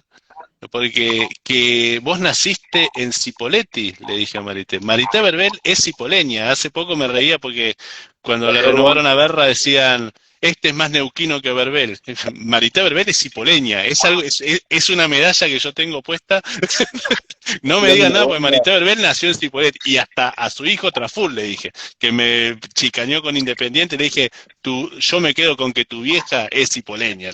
Bueno, ¿cuál era el tema? El médico de cabecera de Rosa Edith Rodríguez, la mamá de Marité Verbel, era el doctor Julio Dante Salto. Atendía una semana en Neuquén y una semana en Cipolletti, esto me lo contó Marité. Entonces, justo cuando empezó a hacer trabajo de parto, don Marcelo Verbel la llevó corriendo a ver al doctor Julio Dante Salto en Cipolletti. Y Marité nace en Cipolletti. Ahora, la duda era, ¿por qué Marcelo Verbel no la anotó en Neuquén? En ese momento no era como ahora que salís del hospital con la tarjetita y que no la podés truchar. La truchaban todos a esa en ese momento. ¿Por qué no fue hasta Neuquén? O sea, ¿por qué no sacó a la beba, se vino para Neuquén y la anotó en Neuquén? Porque estaba emocionadísimo con que había tenido una nena. Llevaba creo que 3 varones y estaba loco, chocho, emocionado con su nena y la fue a anotar enseguida. Y al punto de que vos necesitabas un testigo para anotar a tu bebé y agarró al placero que estaba frente al juzgado, lo llevó de testigo. El tipo que estaba regando la plaza lo llevó de testigo y ahí anotaron a Marité Verbel en Cipolletti y quedó sellado que nació en Cipolletti. Y bueno, fíjate cómo está este vínculo también, ¿no? Lo que vos preguntabas, Mabel, ¿qué pasaba en Neuquén? Y también había un vínculo del doctor Salto con la ciudad de Neuquén en lo Lo laboral. laboral, claro. Que eso seguramente le llevaba a tener contactos de todo tipo acá en Neuquén, olvídate, era el doctor Salto. No es lo mismo ser doctor ahora en Neuquén que ser doctor hace 60 años el Neuquén. Bueno, el candidato del peronismo cuando pierde en el 73 es el doctor Romero. Que también es una figura, se le puede hacer una papá de Tom Romero y esposo de Yash, como se decía en ese momento. Pero bueno, él era una figura muy importante como médico, y Peláez también, ¿no? Peláez, por un suite radical, es a partir de ese ministro Pasteur. O sea, la lógica en ese momento de los médicos y su vínculo con, digamos, lo local es muy fuerte. Lo sigue siendo al día de hoy, pero en ese momento era esto de que todos conocían quién no fue, quién no estuvo en el consultorio, la cosa de, y es como eso, ¿viste? El doctor Rodolfo Salto, pero también don Felipe, con esta política que tenía como un rostro muy humano y muy cuerpo a cuerpo, ¿no? Te saluda por la calle y te reconoce, sabe quién sos, ¿no? Construyendo, digamos, un tipo de liderazgo político, ¿no? Porque yo le digo, yo siempre jodía con eso, ¿viste? Bueno, era el mismo político con Salto, ¿no? Yo le digo a Denevar, yo le digo a don Jaime, yo le digo a don Felipe, como que todo el mundo podía hablarle, ¿viste? Digamos, directa, como la frase que más se hacía en los 80, no, porque yo le digo a don Jaime, bueno, eso es un poquito, don Jaime que se vuelve tal en el choconazo, o sea, fíjate que es la historia de don Jaime, es muy linda para repasar también, sí. tal cual.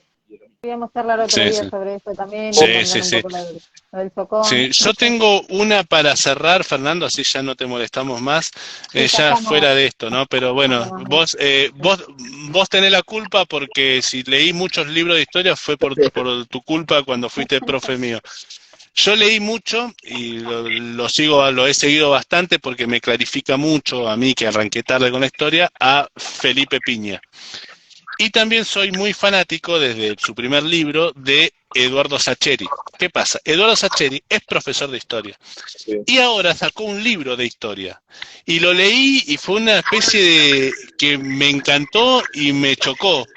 Porque siento que le pega mucho a Felipe Piña.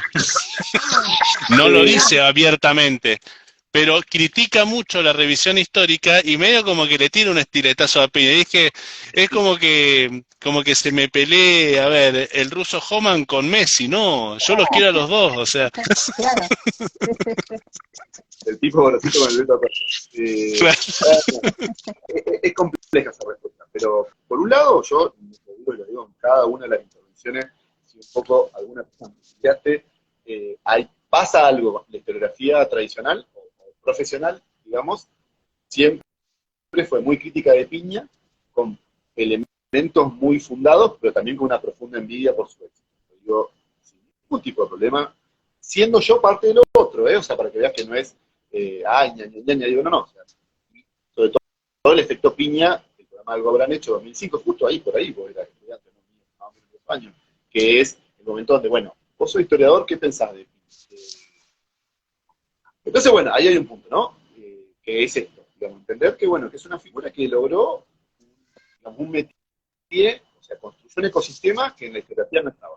Yo siempre digo, está bien, montado en algunas cosas, año 2003, Néstor, toda la ruptura que hay, los socialismos del siglo XXI, y después el Bicentenario. Ahora, yo siempre digo, vos veías a lo que eran mis profesores, que después terminaron siendo mis colegas y muchas veces mis coautores de libros, ¿no? Que es una de las cosas que me ha dado mi vida profesional, poder terminar escribiendo los chabones que me evaluaban, y vos veías la típica entrevista a un intelectual en los 90, en hablar en la tele regional, tipo el canal del cable, el canal 8 creo que era de CBC, y era, viste, la entrevista que se escuchaba re mal, se veía el cactus atrás, el helecho siempre jodíamos, con Joaquín, mi amigo, entonces, viste, y vos sabés que esa entrevista no está viendo nadie, esa sensación de decir, sí. Entonces, bueno, con lo cual también creo que algo del estilete de Sacheri también viene por eso, ¿no? Son como machos alfas de ese ecosistema que es la historiografía y la divulgación. Sí me parece que después la historiografía tradicional recogió el guante, hay historiadores más profesionales, digo, por profesional entiendo los que, digamos, después se doctoran, siguen como la línea del campo. Se llama Gabriel Di Meglio, uno muy bueno, tiene una Viva el Bajo Pueblo, es una historia sobre los sectores populares en la Revolución de Mayo.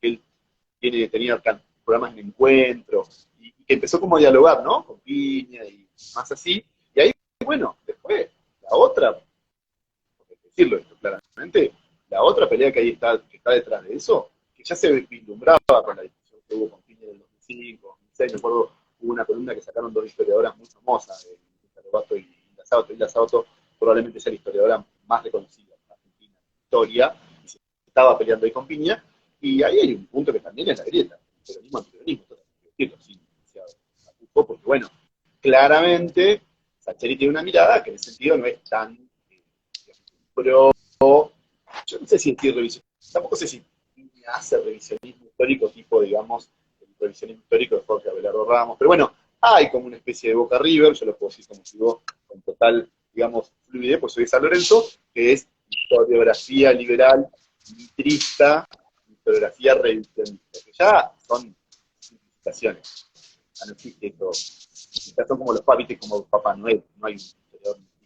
Pero bueno, ponele, si hubiera un doble compás, diríamos, bueno, Sacheri es divulgador, pero más cerquita de la mirada menos, digamos, revisionista, y el otro, divulgador, más revisionista, ¿no? Que termina siendo un poco el peronismo. Pasa así, con la grieta pasa eso, todo termina siendo atravesado por ese, digamos, ese clivaje. No lo he leído tanto a Sacheri en su intervención histórica, pero en alguna entrevista, qué sé yo, siempre me da esa sensación. Bueno, Piña claramente fue el que le puso voz a la otra, o sea, Pacho O'Donnell, sí, se puede, a ver, yo lo que entiendo como lector, simplemente, ¿no? Y porque aparte he leído todo tipo de críticas, elogios, todo.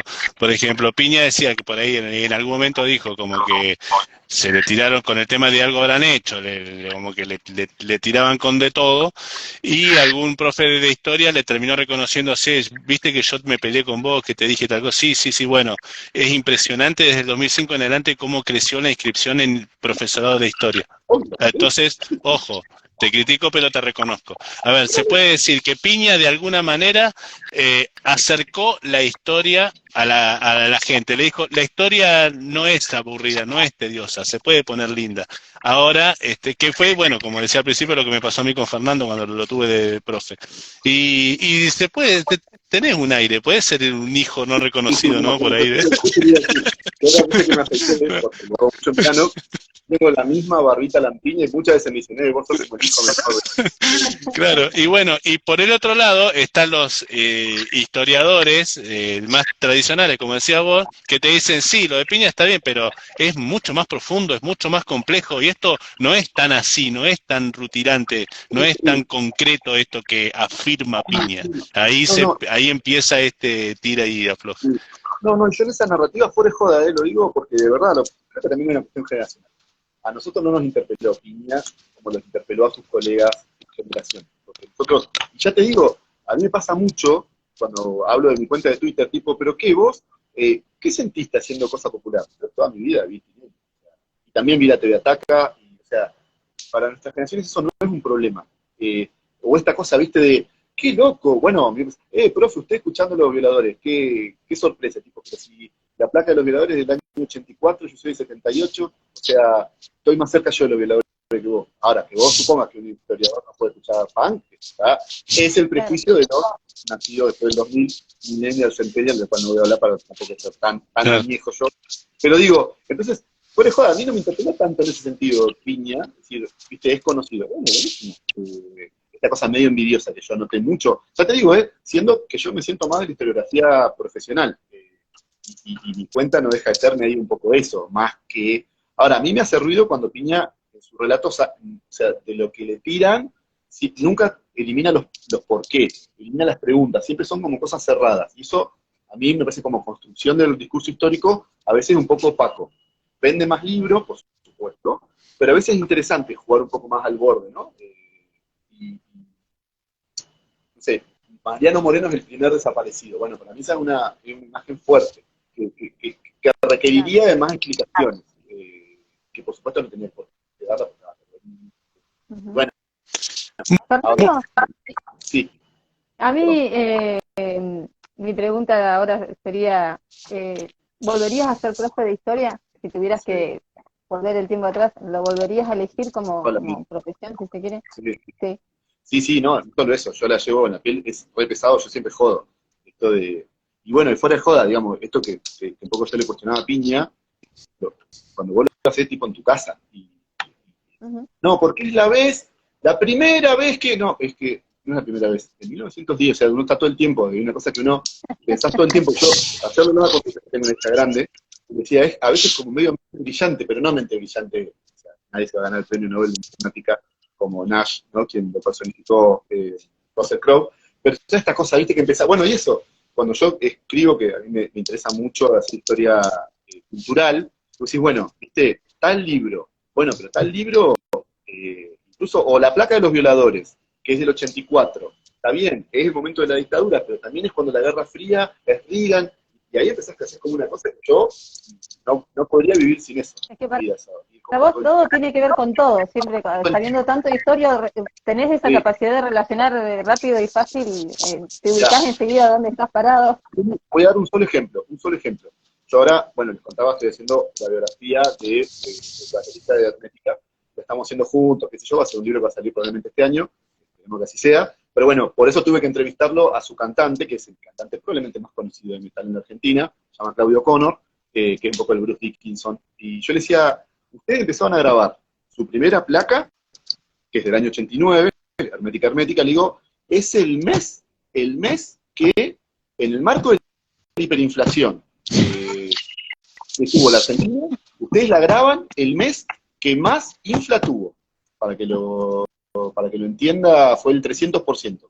Nos asustamos por un 6% de inflación mensual. Bueno, somos principiantes respecto de la Argentina de los 80. Y el cabón se quedó viendo y me dijo, no tenía la más puta idea.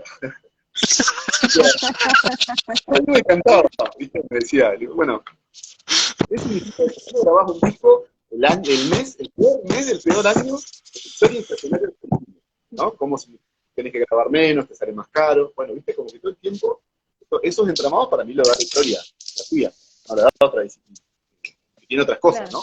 Igual de interesantes, pero yo...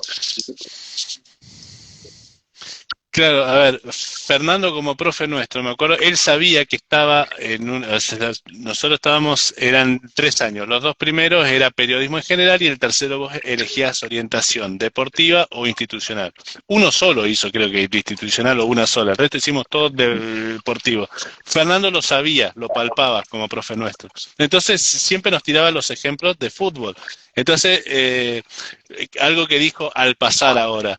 El peronismo estuvo prohibido entre 1955 y 1973. Son 18 años. ¿Viste? Dicen, 70 años de peronismo, te dicen. 18 estuvo prohibido por ley. Y otros tantos no gobernó el peronismo tampoco. Pero bueno, más allá de eso. Entonces, ¿qué pasa? La idea era matar al peronismo. Entonces, ¿en dónde se sentía que el peronismo vivo? En las canchas de fútbol. Cuando un equipo sale campeón, fíjate cómo algo que ahora nos parece una pavada, era algo terrible para el poder. Cuando un equipo sale campeón, dale campeón, dale campeón. Para las dictaduras militares eso era terrible. Y claro, no, ¿qué pasa? Lo canta la hinchada de River. Bueno, River creo que tuvo justo esos 18 años sin salir campeón tampoco. Pero lo canta la hinchada de Boca, la hinchada de Racing, la hinchada de Independiente. No puedes meter presos a 20.000 personas, te la tenés que comer toda.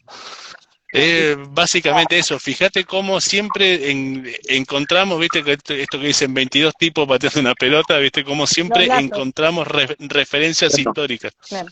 Vos te acabas de la risa, es un buen ejemplo de cierre, y yo siempre digo, ¿no? Yo cuestiono mucho los intelectuales que hablan de fútbol como un lugar de comodidad intelectual, sobre todo en Caparrós, y ahora expreso la idea, y me acuerdo de los 22, hay una cosa que siempre tuiteo sobre esa frase, que bueno, es de Bor, supuestamente de Bor, qué sé yo, ¿no? Que yo siempre digo, en realidad esa frase, fíjate, la dijo una persona que no conoce el fútbol, porque no son 22 que corren una pelota, son 20, o sea, lo digo como arquero. O sea, ya es falaz, corren 20, de dos que estamos practicando. Bueno, no, yo decía, ahora en el Mundial, bueno, hubo Caparrós como una especie de intercambio epistolar con un mexicano, y cuando Argentina le gana a México, pone, y es el mismo registro que decíamos de lo de Piña, entiendo yo, pone, bueno, en realidad Argentina ganó, pero México fue más digno. Lo cual, si vos ves el partido, no es verdad, es una afirmación que no tiene sustento en la dinámica, o sea, es una afirmación que hace un no futbolero. México no jugó más digno que Argentina en el Mundial, digo, no el 2-0. Se paró lo que más que pudo, puso dos colectivos atrás adentro del arco Martino, con lo cual, vos lo que querés en realidad es esa cosa, que tiene cierta intelectualidad, Caparrós, Sebrén, que es, bueno, decir que la Argentina es mala, o sea, la cosa autoflagelante. Está muy fuerte en cierta digamos, intelectualidad, esa reflexión de somos lo más que todo concluye después, sí, somos campeones del mundo, nos reímos de México, pero mirá la economía que tienen ellos. Bueno, o sea, hubiera salido, como hubiera salido el partido, vos ibas a escribir esto, que vos tenías ganas de bardear. De hecho, cuando sale campeón de la Copa 2021, es muy famoso, Caparrós hace una columna que dice, y estoy acá festejando y estoy enojado por festejar, porque ¿cómo puedo festejar con esto? Y dice, porque en realidad lo que está, ahora es el fútbol, el que está de verdad es el fútbol europeo, lo que tanto se le cuestionó a Mbappé. Dice, en el fútbol sudamericano se hace tiempo, y en el europeo no. Y yo te juro, vos te vas a acordar, el año pasado se jugaron justo la Euro con la Copa América. Yo soy padre de hijas, pero que no las tengo, o sea, justo la semana que no estaban conmigo, yo miraba fútbol de las 9 hasta las 10 de la noche, por supuesto siempre escribiendo, ¿no? Hasta multitask, recién decía Mabel que hago yo, que escucho, el partido, escucho, escribo, qué sé yo, y Francia con Suiza terminó haciendo tiempo, de hecho Suiza se le dio vuelta y ganó 3-1, no sé qué decir. Es decir, es mentira. Vos lo que querés hacer es bardear a la Argentina, lo cual es válido, pero estás falseando la discusión futbolística. Que el Real Madrid no hizo tiempo cuando le dio vuelta a los partidos en la Champions. Es absurdo, o sea, pero siempre tienen que buscar, ¿viste? Es un registro que no está, digamos, metiendo las patas en ese barro con un delito de fútbol. Bueno, Fernando, ¿tenés alguna consulta más, Reina?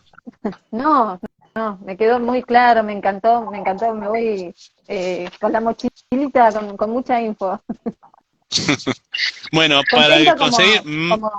Como cipoleña ahora me siento que pertenezco más todavía.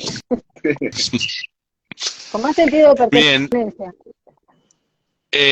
Como decía Fernando, siempre todo esto es mucho más complejo, el contexto nacional, el contexto regional, lo que pasó en el septiembre de 1969 con el Cipoletazo, todo es mucho más complejo. Hay libros, hay un libro que se llama El Cipoletazo, cartografía de recuerdos y olvidos hechos, memoria y de representaciones, mi letra es terrible, perdón, de Guadalupe Gómez.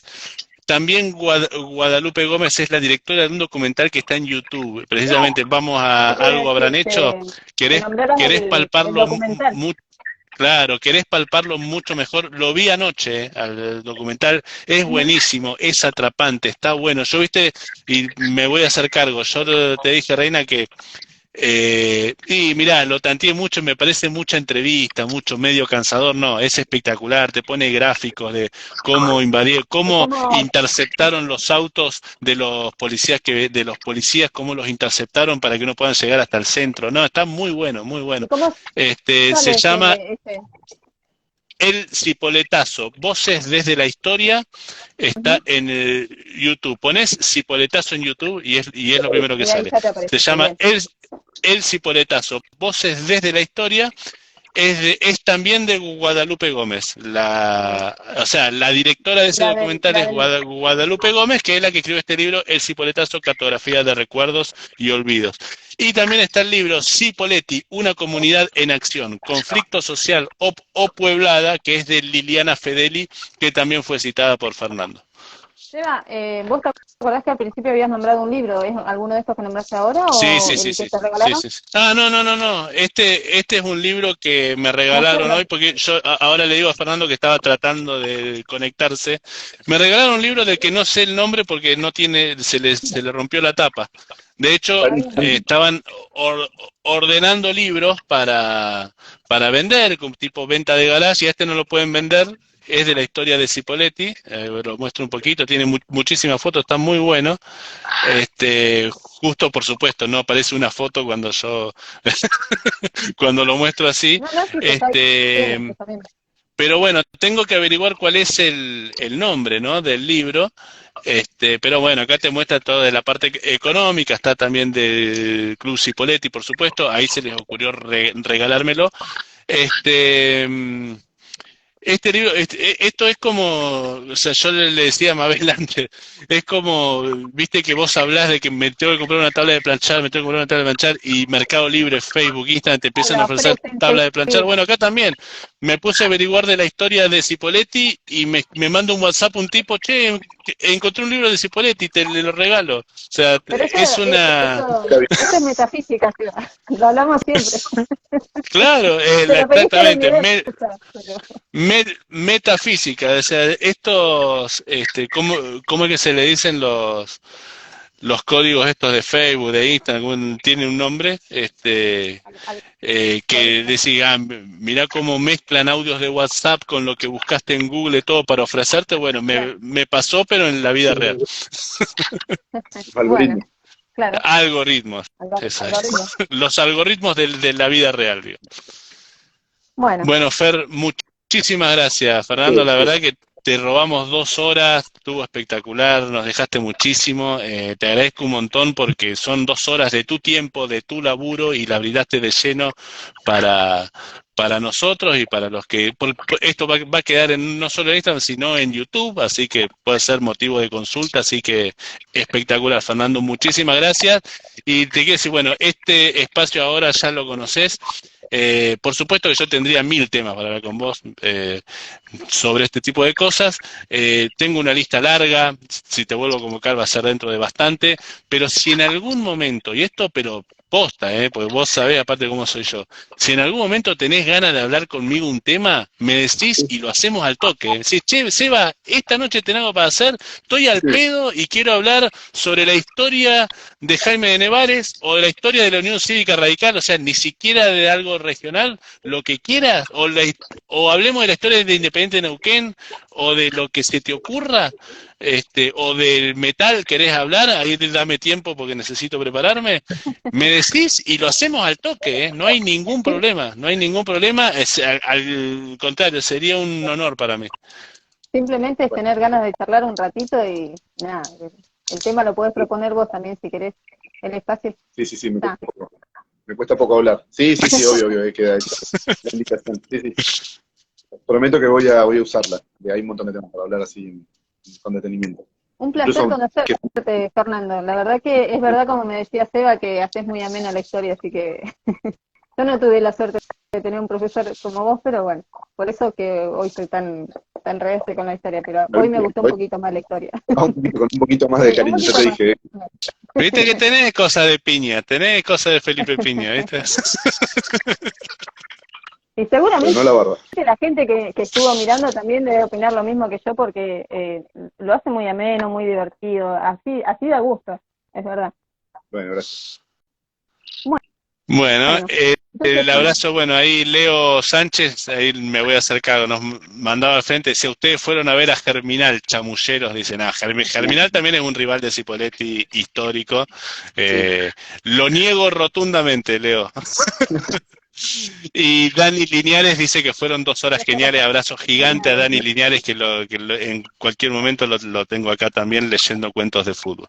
Así que bueno, muchísimas gracias Fer, muchísimas gracias Reina. bueno, y agradecemos a toda la gente que se conectó y se quedó a escuchar la charla, así que agradecemos a ellos también.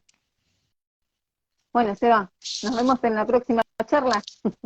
Nos vemos en la próxima, vamos a ver de qué sale, hay un par de ideas y ahí justo Fernando se me tildó, no sé si Sí. Bueno, estaba seteado para la despedida, así que bueno, igualmente creo que ya estaba la despedida hecha como para cerrar el vivo. bueno, si nos siguen en las redes van a estar siendo anunciadas las próximas charlas, seguramente la semana que viene alguna charlita sale, así que pueden estar atentos, vamos a estar ahí publicando. Así es, en nuestras redes que están ahí, SS Cipoletti y Mabel Campos 77, ahí lo perdimos definitivamente a Fernando.